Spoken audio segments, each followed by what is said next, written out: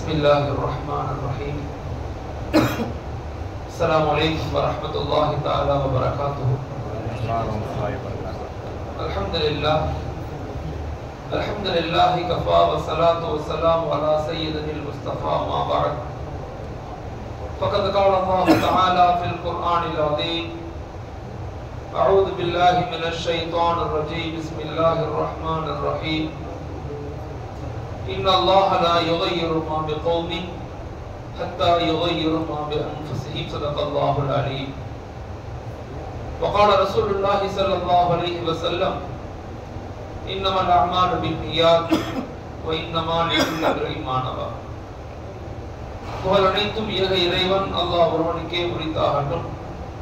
அவனுடைய அன்பும் சாந்தியும் சமாதானமும் உலகத்தில் உள்ள அனைத்து மக்களின் மீதும் உண்டாகட்டும். ஆமீன். மாஷா அல்லாஹ், அல்லாஹ் தஆலா நம்முடைய எண்ணங்களை, நம்முடைய செயல்களை, நம்முடைய அமல்களை, நம்முடைய தான தர்மங்களை அல்லாஹ் ஏற்றுக்கொள்ளணும், கபூல் செய்யணும். எல்லா நிலையிலும் அல்லாஹ்விற்காக, அல்லாஹ்வுடைய தூதருக்காக வாழ்ந்து மறையக்கூடிய மக்களாக அல்லாஹ் தஆலா என்னையும் உங்களையும் ஆக்கியறலாம். இந்த உலகத்தில் வாழும் போது கண்மணி நாயகம் ஸல்லல்லாஹு அலைஹி வஸல்லம் அவர்களை கனவில் பார்க்கக்கூடிய பாக்கியத்தையும் அல்லாஹ் எனக்கும் உங்களுக்கும் தரணும். ஆமீன். இந்த உலகத்தை விட்டு பிரியும் போது அஷ்ஹது அல்லா இலாஹ இல்லல்லாஹ் வ அஷ்ஹது அன்ன முஹம்மதன் அப்துஹு வ ரசூலுஹு என்ற திருக்கலிமாவோடு மரணிக்கக்கூடிய பாக்கியத்தையும் அல்லாஹ் எனக்கும் உங்களுக்கும் நம்முடைய வருங்கால சந்ததிகளுக்கும் நஸ்ல்களுக்கும் அல்லாஹ் ஆக்கியார்கள். ஆமீன். ஆமீன். மாஷா அல்லாஹ், இது ஒரு மிக முக்கியமான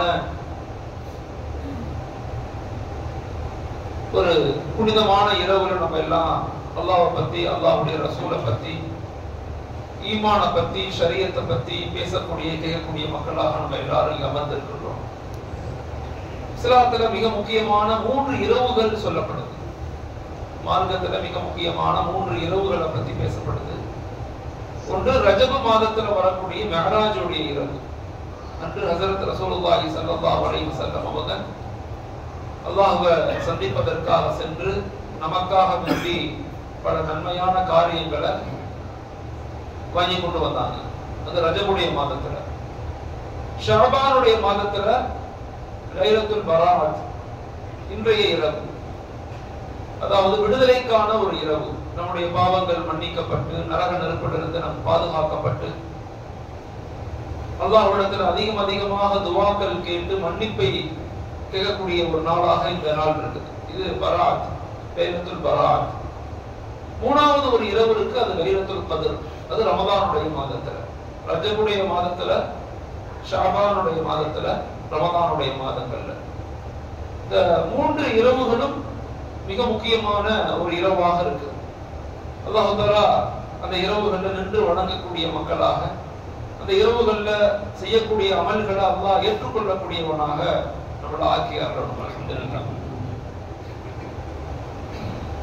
அல்லாமா எஸ் அப்துல் காதர் பாக்கவி ரஹ்மத்துல்லாஹி அலைஹி அவங்க ஒரு கிதாப் எழுதியிருக்கிறாங்க. அவங்க எந்த கிதாபில் இருந்து எழுதியிருக்காங்கன்னா, இஸ்கந்தர் ரஹ்மத்துல்லாஹி அலைஹி ஒரு மிகப்பெரிய ஆலிம். அவங்க கிபி 200ல வாழ்ந்த ஒரு நபர். ஹஜ்ரத் ரசூலுல்லாஹி ஸல்லல்லாஹு அலைஹி வஸல்லத்துக்கு பிறகு சஹாபாக்களை பார்த்த ஒரு தாபி. அவங்க புத்தகத்திலிருந்து ஒரு ஆய்வாக எழுதி ஒரு புத்தகம் எழுதியிருக்காங்க, ஆத்ம பரிசோதனைன்னு சொல்லி. ஒவ்வொரு மனிதனும் தன்னை எப்படி சுய ஆய்வு செய்து கொள்ளணும், இது போன்ற இரவுகளுடைய காரணங்கள் என்ன, இது போன்ற இரவுகளுடைய அடிப்படை நோக்கங்கள் என்ன அப்படின்னா, நம்மளையே வாழ்க்கையில ஒரு சில மாற்றங்களுக்கு கொண்டு வரணும். நாம தொழுகிறதுனால, நாம அமல் செய்யறதுனால, நாம இபாதத் செய்யறதுனால அல்லாஹ்வுக்கு எதுவும் கிடைச்ச போறதில்லை. நம்ம பகல் முழுக்க நோன்பு வச்சு இரவு முழுக்க நம்ம நின்று வணங்கினால அல்லாஹ்வுடைய சக்தி குறையும் கூடும், அதெல்லாம் ஒண்ணும் கிடையாது. நமக்கு கொடுக்கப்பட்ட எல்லாமே நம்முடைய பாதுகாப்பு, நம்முடைய முன்னேற்றம், நம்முடைய சந்தோஷத்துக்காக கொடுக்கப்பட்டதுதான். இஸ்லாமிய மார்க்கம் என்பது எதெல்லாம் நமக்கு வழிகாட்டுதலாக கொடுக்குதோ, எதுவாக இருந்தாலும், ஒரு மனிதன் பிறந்ததிலிருந்து அவன் இறக்கும் வரை செய்யக்கூடிய வாழ்க்கையில வாழக்கூடிய அனைத்து விதமான வாழ்க்கை முறைக்கும் இஸ்லாமிய மார்க்கம் அழகான வழிகாட்டுதலை நமக்கு கொடுக்குது. அந்த வழிகாட்டுதலுடைய காரணம் என்னன்னா, நம்ம இந்த உலகத்துல நிம்மதியாக சந்தோஷமாக வாழணும் அப்படிங்கறதுதான் அந்த வழிகாட்டுதலுடைய அடிப்படை. இப்ப இது போன்ற இரவுகள்ல நம்ம நின்று வணங்குறது எப்படி வணங்கணும், என்னவாறு நம்முடைய வணக்கத்தை வச்சுக்கணும், எப்படி நம்முடைய நோக்குடைய காலங்கள் நம்ம எப்படி இருக்கணும், ரமதானுடைய காலங்கள் வரும்போது அந்த காலங்கள்ல நம்ம நம்முடைய அமல்களை நம்முடைய பக்குவப்படுத்தி பாவங்கள்ல இருந்து மீண்டு எல்லா நிலையிலையுமே ஒரு பரிசுத்தமான மனிதர்களாக நம்ம எப்படி மாறணும் அப்படிங்கிறதுனுடைய வெளிப்பாடுதான் இது போன்ற இரவுகள், அமல்கள், இபாதாத்துகள், குர்ஆன்கள். இதெல்லாம் செய்வதன் காரணம் என்னன்னா, நாம அல்லாஹ்வோடு நம்மளை இணைச்சு கொள்ளணும். நம்மளை படைத்தவனோடு நம்மளை இணைச்சு கொள்ளத்தான் இவ்வளவு பெரிய முயற்சிகள் நடக்குது. இந்த மனித படைப்பு இருக்குதே, இது மிக முக்கியமான படைப்பு. அல்லாஹ்வுடைய படைப்புல மிக முக்கியமான ஒரு படைப்புங்கிறது மனித படைப்பு. நாம ஏன் இந்த உலகத்துக்கு வந்தோம், அல்லாஹ் இந்த மார்க்கத்தை எதுக்கு கொடுத்தான், இந்த ஷரியத் எதுக்கு வந்துச்சு, நமக்கு ஏன் தொழுகை கடமையாக்கப்பட்டுச்சு, இந்த குர்ஆன் நமக்கு ஏன் வந்துச்சு அப்படிங்கறதெல்லாம் என்னைக்காவது நம்ம யோசிக்கிறோமா அப்படிங்கறத நம்ம சிந்திச்சு பார்க்கணும். என்னைக்காவது அதை பத்தி யோசிக்கிறோமா, நம்ம ஏன் இந்த உலகத்துக்கு வந்தோம், இந்த வாழ்க்கையின் நோக்கம் தான் என்ன. ஏதோ பிறந்தோம், படிச்சோம், வேலைக்கு போனோம், கல்யாணம் முடிச்சோம், குழந்தை பெற்றோம், மறந்துட்டோம், வாழ்க்கையை மரணித்து போயிட்டோம், மூதா போயிட்டோம் அப்படின்னு இந்த வாழ்க்கை அவ்வளவுதானா, அல்லது இந்த வாழ்க்கைக்கு ஒரு தத்துவம் இருக்குதா, ஒரு நோக்கம் இருக்குதா, எதற்காக இந்த உலகத்துக்கு நம்ம வந்திருக்கிறோம் அப்படிங்கிற ஒரு தெளிவான பார்வை நமக்கு வேண்டும். எப்ப அதெல்லாம் நமக்கு புரிய ஆரம்பிக்குதோ, எப்பெல்லாம் அதை நம்ம சிந்திக்க ஆரம்பிக்கிறோமோ, அப்ப நம்முடைய இபாதாத்துகள்ல உயிர் உண்டாகும். எதற்கு நம்ம இந்த உலகத்துக்கு வந்தோம், படைப்பின் நோக்கம் என்ன அப்படிங்கறதெல்லாம் நமக்கு விளங்கிருச்சு அப்படின்னா, நாம நம்முடைய வாழ்க்கையில பாவங்கள் செய்ய மாட்டோம்.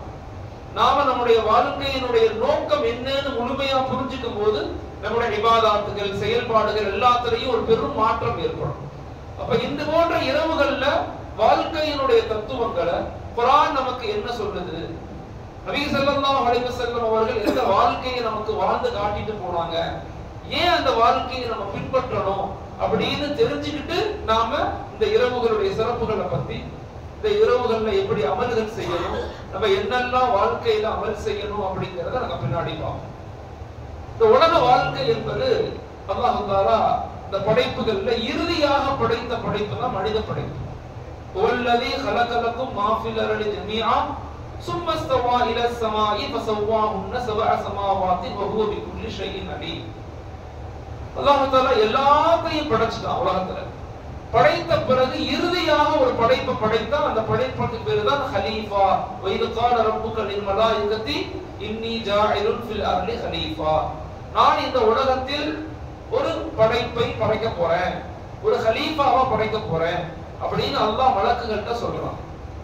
மலக்குகள்கிட்ட சொன்னோடனே மலக்குகள் கேட்டாங்க, ஏன் படைக்கணும், நாங்க தான் உங்களை வளர்க்கறதுக்கு, உங்களை தஸ்பீஹ் செய்யறதுக்கு இருக்கிறோமே, அப்புறம் எதுக்கு ஒரு படைப்பு. அப்புறம் அல்லாஹ் சொன்னா, இன்னி ஆளும் மாலா காலம், உங்களுக்கு தெரியாதது எனக்கு தெரியும், நான் எதுக்கு படைக்கிறேன்னு எனக்கு தான் தெரியும். குர்ஆன் வரலாறுகளை 4 பகுதிகளாக பிரிச்சு சொல்லுது. குர்ஆன் வரலாற்றுகளை, ஏன்னா இந்த அடிப்படை விஷயங்கள் நமக்கு தெரியாம நம்மளால எந்த விதமான அமல்களிலும் ஈடுபட முடியாது. அமல் செய்வோம், ஆனா உயிர் இல்லாத அமல்களாக இருக்கு, உணர்வில்லாத அமல்களாக இருக்கு. நம்ம நிறைய அமல்கள் செய்யறோம், ஆனா அதுல உயிர் இருக்குதா, அதுல விளங்கி செய்யறோமா, அதை புரிந்து செய்யறோமா அப்படின்னா ரொம்ப குறைவாக இருக்கு. அப்ப நாம இந்த வாழ்க்கையினுடைய நோக்கத்தை நீங்க சுருக்கமா புரிஞ்சுக்கிட்டீங்கன்னா நமக்கு ஒரு தெளிவு உண்டா, எதற்கு நாங்க உலகத்துக்கு வந்தோம், படைக்கப்பட்டது நோக்கம் என்ன, இந்த உலகத்துல ஏன் இவ்வளவு பிரச்சனைகள், இவ்வளவு யுத்தங்கள், இவ்வளவு சண்டைகள், இவ்வளவு மோசமான நிலைவுகள் எப்படி ஏற்படுது, ஏன் ஏற்படுது அப்படிங்கறத நாங்க புரிஞ்சுக்க முடியும். குர்ஆன் வரலாறுகளை 4 பகுதியாக சொல்லுது. ஒன்று, the origin of universe, இந்த அண்ட சராசரங்களை அல்லாஹ் எப்படி படைச்சேன்னு குர்ஆன் விளக்கப்படுத்துறான், குர்ஆன்ல சொல்லுது. ஆனா நம்ம குர்ஆனை அப்படி பார்க்கல, குர்ஆனை அந்த பார்வையில நாங்க பார்க்கல. குர்ஆனை வெறுமனே வேதமாக, வெறுமனே நாங்க சும்மா ஒரு சடங்குகள் செய்யக்கூடிய விஷயமாகத்தான் குர்ஆனை நாங்க பார்க்கிறோம். குர்ஆன் என்பது ஹுதல் லின்னாஸ், முழு உலகத்திற்கும் உண்டான நேர்வழி காட்டக்கூடியதுதான் குர்ஆன். இந்த குர்ஆன் என்ன செய்யுது, வரலாறுகளை 4 பகுதியாக சொல்லுது. முதலாவது பகுதி, இந்த பிரபஞ்சம் எப்படி படைக்கப்பட்டுச்சு அல்லாஹ் சொல்றான். அந்த வானத்தை எப்படி படைச்சேன், பூமியை எப்படி படைச்சேன், உயிர்களை எப்படி படைச்சேன், மலக்குகளை எப்படி படைச்சேன், ஜின்களை எப்படி படைச்சேன் அப்படின்னு சொல்லிக்கிட்டே வந்துட்டு சொல்றான், நான் மனிதர்களை படைத்தேன். அல்லாஹ் மனிதரை படைச்சான். ஏன் அல்லாஹ் மனிதரை படைக்கணும்? மனித படைப்பினுடைய காரணம் என்ன அப்படின்னு சொன்னா, அல்லாஹ் ஒவ்வொரு படைப்பா படைச்சான். ஜின்களை படைச்சான், நெருப்புல இருந்து படைச்சான். மலக்குகளை படைச்சான், நூறுல இருந்து படைச்சான், ஒளியில இருந்து படைச்சான். உலகத்துல உள்ள உயிர்கள் எல்லாம் இருக்குதுல்ல, இதெல்லாமே நீர்ல இருந்து படைத்தான். இதுக்கு பேரு தமிழ்ல பஞ்சபூதங்கள்னு சொல்லுவாங்க. பஞ்சபூதங்கள்னு தமிழ்ல சொல்லுவாங்க, தமிழ் இலக்கியங்கள். ஆனா அரபில என்ன சொல்லுவாங்கன்னா அர்பஉல் அனாசிர், 4 எலிமெண்ட்ஸ், 4 எலிமெண்ட்ஸ் ஆஃப் கிரியேஷன் சொல்லுவாங்க. 4 விதமான மூலக்கூறுகள். அதுல முதலாவதாக நூர், ஒளியால் படைக்கப்பட்டவர்கள் மலக்குகள், நீரால் படைக்கப்பட்டவர்கள் உயிர்கள், நெருப்பால் படைக்கப்பட்டவர்கள் ஜின்கள், மண்ணால் படைக்கப்பட்டவர்கள் மனிதர்கள். இந்த ஒவ்வொரு படைப்பா அல்லாஹ் படைக்கும் போது ஒவ்வொரு படைப்புக்கும் ஒரு தன்மையை கொடுத்தான். அப்படி கொடுக்கப்பட்ட தன்மை தான் 2 விதமாக வரலாற்று ஆசிரியர்கள் நமக்கு சொல்லிக் கொடுக்கிறாங்க. ஒன்று கமாண்டிங் நாலேஜ், இன்னொன்று லேர்னிங் ப்ராசஸ் நாலேஜ். கமாண்டிங் நாலேஜ்னா என்னன்னா, அல்லாஹ் மலக்குகளுக்கும் உயிர்களுக்கும் கொடுத்தது. அல்லாஹ் என்ன சொன்னாலும் அது மட்டும்தான் அது செய்யும். அதுக்கு மேல அதனால எதுவும் செய்ய முடியாது. அல்லாஹ்வுடைய கட்டளையை அதனால மீற முடியாது. அதுக்கு இமேஜினேஷன் கிடையாது, கற்பனை திறன் கிடையாது, நஃப்சானியத் கிடையாது எந்த படைப்புகளுக்குமே. நான் அறிவியல் பூர்வமாகவும் சொல்றேன், ஆன்மீக ரீதியாகவும் சொல்றேன், 2 பக்கமும் சொல்றேன். 2 படைப்புகள்லையும் இல்லை. ஆனா ஜின்களை அல்லாஹ் படைக்கும் போது எப்படி படைச்சான்னு சொன்னா, அதுக்கு நஃப்சானியத், அதுக்கு இமேஜினேஷனுடைய ஆற்றலை கொடுத்தான். That is called a learning process knowledge. ஒரு விஷயத்தை புரிஞ்சு ஒன்றாக விளங்கி அதை 10ஆக பார்த்து 20ஆக 100ஆக அதை விளங்கக்கூடிய ஆற்றல் அதுக்கு இருந்துச்சு, இமேஜினேஷன் இருந்துச்சு. நம்மள மாதிரியே இந்த உலகத்துல ஜின்கள் வாழ்ந்தாங்க. நாம எப்படி உலகத்துல வாழ்றோமோ, வீடு கட்டி கல்யாணம் முடிஞ்சு புள்ள பெத்து வாழ்ந்தோமோ, அதே போல ஜின்களும் வாழ்ந்தாங்க. ஜின்கள் நத்திங் பட் ஏலியன்ஸ். இப்ப எதெல்லாம் அறிவியல் ஏலியன்ஸ் சொல்லுதோ அவங்கதான் ஜின்களாக இருக்கலாம் அப்படின்னு ஆய்வுகள் சொல்லுது. மனிதன் ஏன் படைக்கப்பட்டதுன்ற விளக்கத்தை நான் சொல்றேன். காரணம் என்ன? மனித இனம் ஏன் படைக்கப்பட்டுச்சு? நம்ம எல்லாம் எதுக்கு இந்த உலகத்துக்கு வந்தோம்? எதனால இந்த உலகத்துல நம்ம இன்னைக்கு இருக்கிறோம்? நம்முடைய பொறுப்புகள் என்ன? நம்முடைய கடமைகள் என்ன? நம்முடைய வாழ்க்கையினுடைய நோக்கங்கள் என்ன? எதுவுமே தெரியாம வாழ்க்கை இன்பமாக என்ஜாய் பண்ணிட்டு வாழ்ந்துட்டு மௌத்தா போய் எந்த புண்ணியமும் இல்லை. எப்ப நாம அதை விளங்கிக்கிட்டோமோ, எப்ப நமக்கு அது புரிஞ்சிருச்சோ, வாழ்க்கையினுடைய தத்துவங்கள், வாழ்க்கையினுடைய நோக்கங்கள் புரியும் போது மாஷா நம்முடைய வாழ்க்கையில மாற்றங்கள் ஏற்படும். நம்மளால பல பேர் ஹிதாயத்து கிடைக்கும், பல பேர் நேர்மையான முறையில பல பேருடைய வாழ்க்கை அளவுக்கு நம்ம காரணமாக மாறுவோம். சோ எல்லா ஜின்களை படைச்சா நம்மள மாதிரியே இந்த உலகத்துல அவங்க வாழ்ந்தாங்க. நம்ம எப்படி இன்னைக்கு சண்டை போடுறோமோ, யுத்தங்கள் போடுறோமோ, மனிதர்களை ஏமாத்துறோமோ, கொலை செய்யறோமோ, கற்பழிக்கிறோமோ, எப்படி மோசமான மனிதர்கள் பாவங்கள் செய்யறாங்களோ அதே போல நமக்கு முன்னாடி வாழ்ந்த ஜின்களும் அப்படி செஞ்ச ஆரம்பிச்சாங்க. நம்ம எப்படி இன்னைக்கு சண்டை போடுறோம்? இன்னைக்கு 70 நாடுகள்ல யுத்தங்கள் நடக்குது. இயற்கைகளுடைய மாசுபாடு, நீர் கெட்டு போச்சு, காற்று கெட்டு போச்சு, மண் கெட்டு போச்சு, எல்லாமே கெட்டுட்டே வருது. எப்படி நாம இந்த உலகத்துல தவறுகள் செய்யறோமோ அதே போல ஜின் இனமும் தவறு செஞ்சாங்க. அந்த ஜின் இனங்கள் தவறு செய்யும் போது அல்லாஹ் அந்த இனங்களை தண்டிச்சான். நம்ம எல்லாரும் ஒண்ணு புரிஞ்சுக்கணும், ஒரு மனிதன் தவறு செய்யறதுனால மட்டும் அல்லாஹ் தண்டிக்க மாட்டான். மாறாக நம்மளால் மற்றவர்கள் பாதிக்கப்படும் போது, நம்மால் மற்றவர்கள் அநியாயம் செய்யப்படும் போது, நம்மால் மற்ற விலங்குகள், உயிர்கள், இயற்கையுடைய படைப்புகள் மாசுபடும் போது அந்த இனம் தண்டிக்கப்படும். நல்லா புரிஞ்சுக்கணும். பாவங்கள் 2 வகை இருக்குது. ஒண்ணு நமக்கு நாமே பாவம் செய்கிறது, நமக்கு நாமே பாவம் செஞ்சுக்கிறது. மது அருந்துறது, விபச்சாரம் செய்யறது, ட்ரக்ஸ் பயன்படுத்துறது, தன்னைத்தானே கெட்ட விஷயங்கள்ல ஈடுபடுத்திக் கொள்றது, இது நம்முடைய பாவம். இன்னொன்னு இருக்குது, நம்மளால் மற்றவங்க பாதிக்கப்படுறது. நம்மால் மற்றவங்க பாதிக்கப்படுறது, அடுத்தவங்க சொத்துக்களை கொடுக்கிறது, அடுத்தவங்களை ஏமாத்துறது, அடுத்தவங்கள பொய் சொல்லி அவங்கள மோசமாக நடந்துக்கிறது, இல்ல அவங்களுடைய மோசமான வாழ்க்கைக்கு நம்ம காரணமாக மாறுறது, இதெல்லாம் ஏற்படும் போது தண்டனைகள் நிச்சயமாக கொடுக்கப்படும். மனிதர்களுக்கு நாம அநியாயம் செய்யக்கூடாது, எந்த படைப்புகளுக்கும் நாம அநியாயம் செய்யக்கூடாது. உலகத்துல படைப்புகள் 4 வகையாக இருக்குது. அறிவியல் சொல்லுது படைப்புகளை 4 வகையா அல்லாஹ் படைச்சிருக்கான் உலகத்துல. ஒண்ணு ஜமாதத். ஜமாதத்னா இந்த மண், மரம், மண், மலை, வானம், பூமி, இதெல்லாம் ஜமாதத். ஜமாதத்துன்னு சொல்லுவாங்க. இரண்டாவது இருக்குது நபாதத். நபாதத்துனா செடி கொடிகள், மரங்கள், செடிகள், பூக்கள், இதெல்லாம். மூணாவது ஹயவானத், விலங்குகள், கால்நடைகள். நாலாவது இன்சானியத், மனிதர்கள். இந்த 4 வகையான படைப்புகள்ல எந்த படைப்புக்கும் நாம அநியாயம் செய்யக்கூடாது. எல்லாத்தையும் அனுபவிக்க நமக்கு உரிமை இருக்குது, அனுபவிக்கலாம். ஒரு பூவை வாங்கி மோந்து பார்க்கலாம், மனைவிக்கு கொடுக்கலாம். ஆனா பூவை வாங்கி கசக்கி போடுறது கூடாது. நல்லா புரிஞ்சுக்கணும். வாழ்க்கையில நம்ம எப்ப தண்டிக்கப்படுவோம், எப்ப நாங்க மோசமான நிலைக்கு வாழ்க்கையில பின்தங்கி போவோம் அப்படின்னு சொன்னா, நம்மனால யாரு பாதிக்கப்பட்டா நிச்சயமாக நம்முடைய வாழ்க்கையில மிக மோசமான விளைவுகள் ஏற்படும். அது நமக்கு மட்டும் ஏற்படாது, நம்முடைய வருங்கால குழந்தைகள், சந்ததிகள், 3 தலைமுறைகள் பாதிக்கப்படுவாங்க. ஆய்வுகள் சொல்றேன், 3 தலைமுறைகள். நல்லா பாதுகாக்கணும். இந்த இரவுகள்ல அதிகமா பாவ மன்னிப்பு கேளு. எவ்வளவு முடியுமோ அல்லாஹ்ட்ட கையேந்தி கேளு. யா அல்லாஹ், என் பாவத்தை மன்னிச்சு, என் பாவத்தின் காரணமாக என்னுடைய வருங்கால சந்ததிகளை, என் குழந்தைகளை, என் பேர குழந்தைகளை நம்ம எந்த அளவுக்கு ஆயிட்டோம்னா முன்னோர்களை பற்றியும் கவலைப்படுறது இல்லை. நமக்கு முன்னா இருப்பாங்கல்ல, தாத்தா, தாத்தாவுடைய தாத்தா, யோசிச்சு பாருங்க. அவங்க அன்னைக்கு இஸ்லாத்தை ஏற்றுக்கொண்டதனுடைய விளைவுதான் இன்னைக்கு நீங்களும் நானும் முஸ்லிம்களாக இருக்கிறோம்.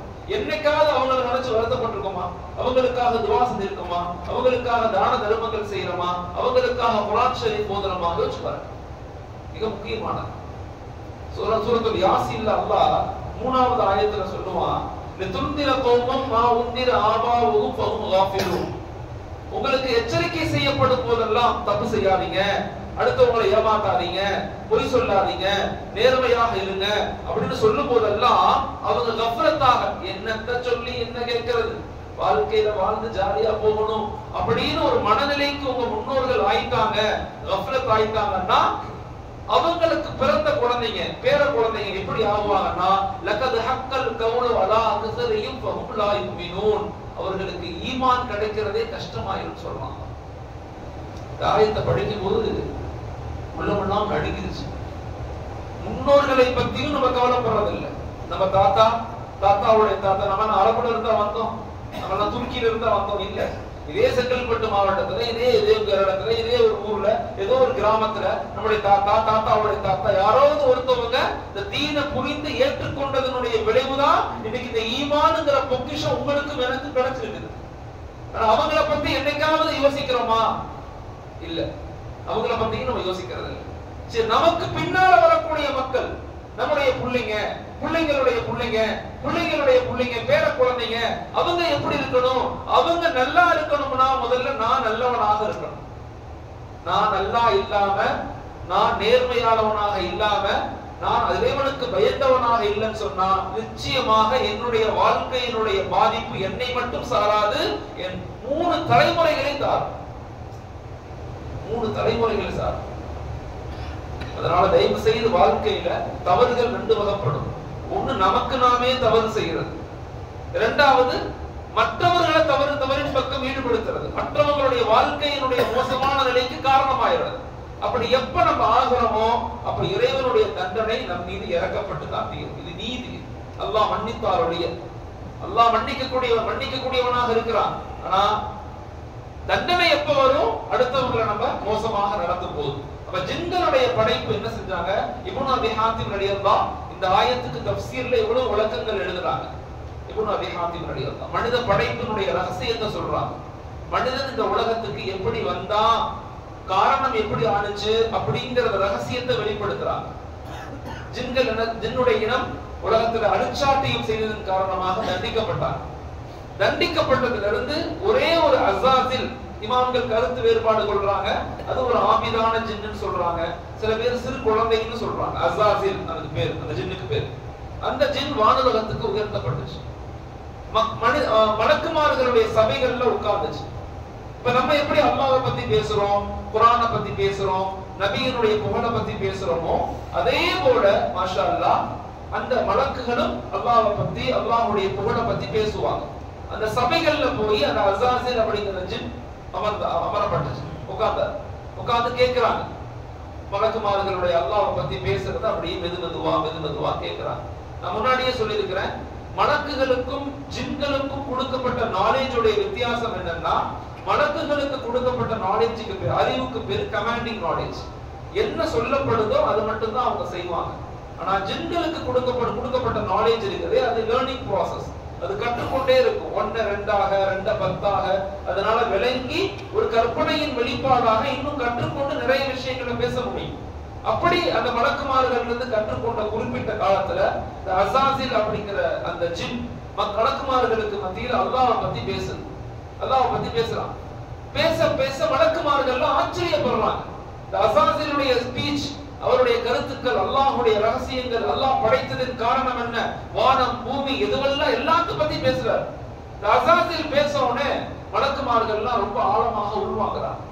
ஒரு குறிப்பிட்ட காலத்துக்கு பிறகு எல்லா மலக்குமார்களும் அந்த அசாசில் அப்படிங்கிற ஜின் பேசும்போது எல்லாரும் உட்கார்ந்து கேட்கக்கூடியவங்களாக மாறினாங்க. ஒரு குறிப்பிட்ட காலத்துக்கு பிறகு இந்த அசாசில் அப்படிங்கிற ஜின்னுக்கு ஒரு எண்ணம் ஏற்பட்டுச்சு. இமாம்கள் எழுதுறாங்க, அந்த எண்ணம் நானும் அல்லாஹ்வும் இணைந்துட்டோமோ அப்படிங்கிற எண்ணம் ஏற்பட்டுச்சு.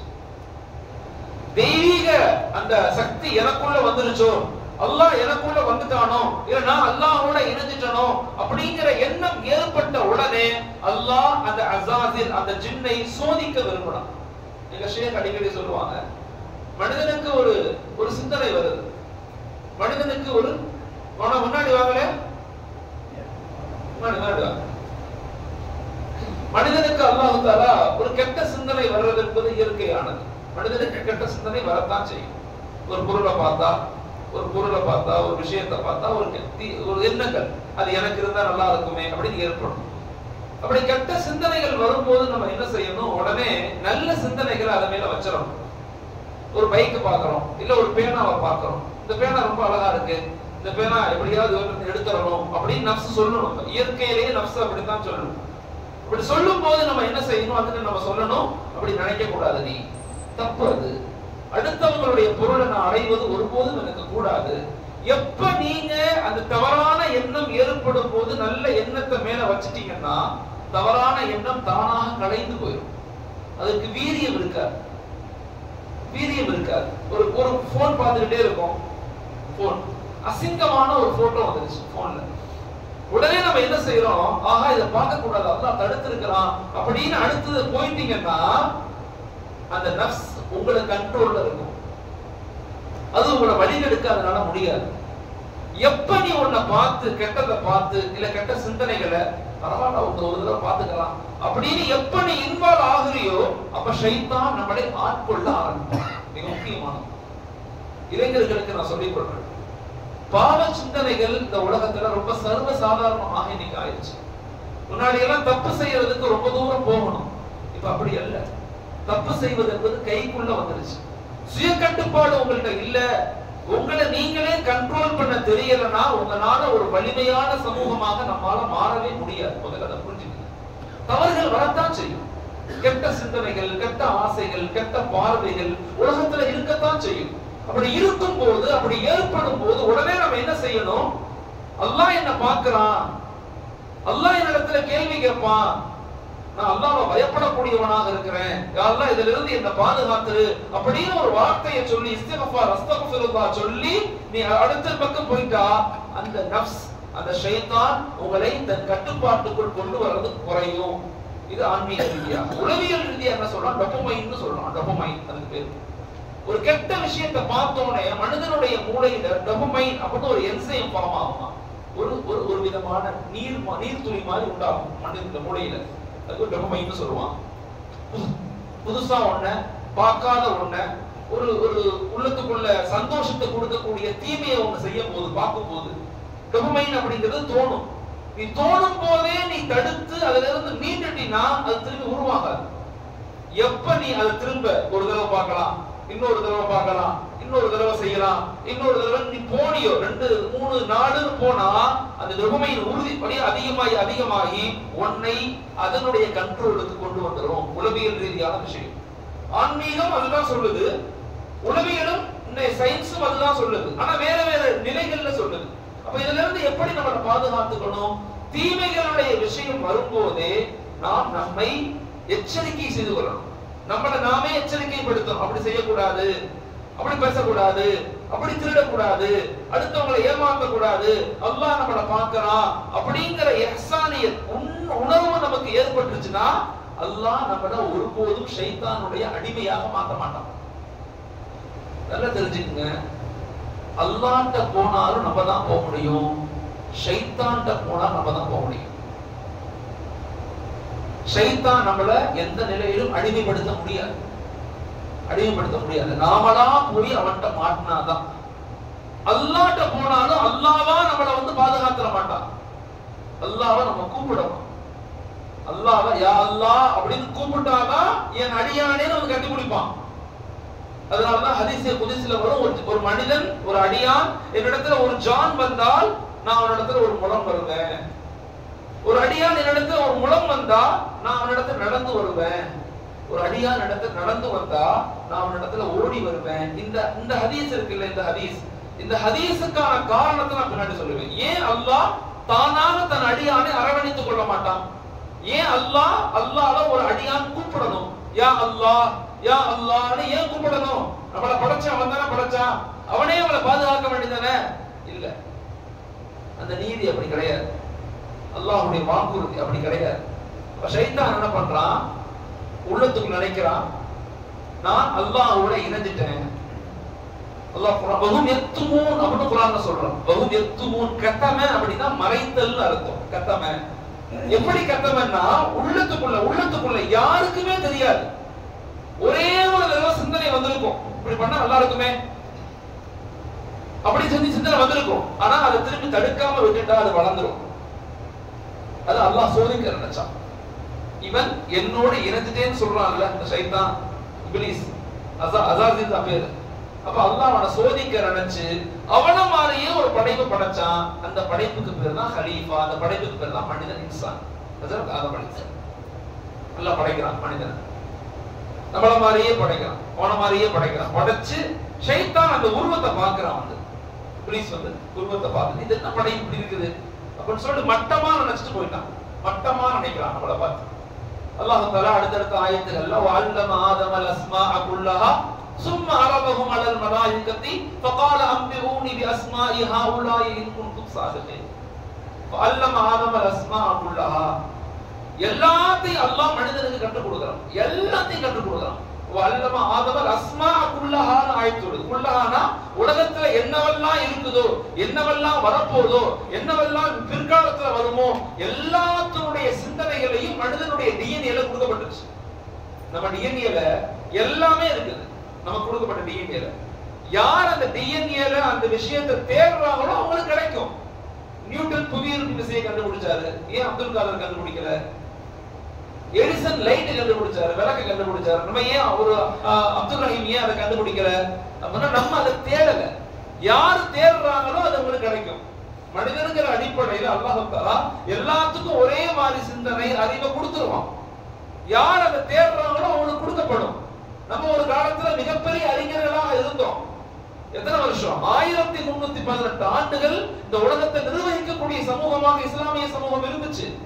ஆனா கடந்த 300 வருஷமா எதுவுமே நம்மள்ட்ட இல்லை. ஏன்? காரணம் என்ன? அந்த குர்ஆன, அந்த நபியினுடைய முஹப்பத்தை, அந்த நபியினுடைய வாழ்க்கைய, அல்லாஹ்வுடைய ஈமான் நம்மள்ட்ட இருந்து போயிடுச்சு, பலகீனம் அடைஞ்சிருச்சு. அதனால நம்ம பலகீனம் அடைஞ்சிட்டோம். நல்லா தெரிஞ்சுக்கணும், இஸ்லாமிய மார்க்கம் ஏதோ நேத்து உருவானதல்ல. கிட்டத்தட்ட 570 ஸல்லல்லாஹு அலைஹி வஸல்லம் பிறந்தாங்க, 610 நுபுவத் கொடுக்கப்பட்டுச்சு, 632 வஃபாத் ஆனாங்க. இந்த 632 இருந்து 1318 ஆண்டுகள் வரையும் இந்த உலகத்தை இஸ்லாமிய சமூகம் அறிவால், சிந்தனையால், ஆற்றலால், கண்டுபிடிப்புகளால், பொருளாதாரத்தால், அரசியல் மாற்றங்களால், கலாச்சாரங்களால், இப்படி எல்லா துறைகளிலையும் பெரிய சாதனையாளர்களாக நம்ம முன்னோர்கள் இருந்தாங்க. ஆனா இன்னைக்கு நம்ம ஒண்ணுமே இல்லை. என்ன காரணம்? எதனால பலகீனப்பட்டுட்டோம்?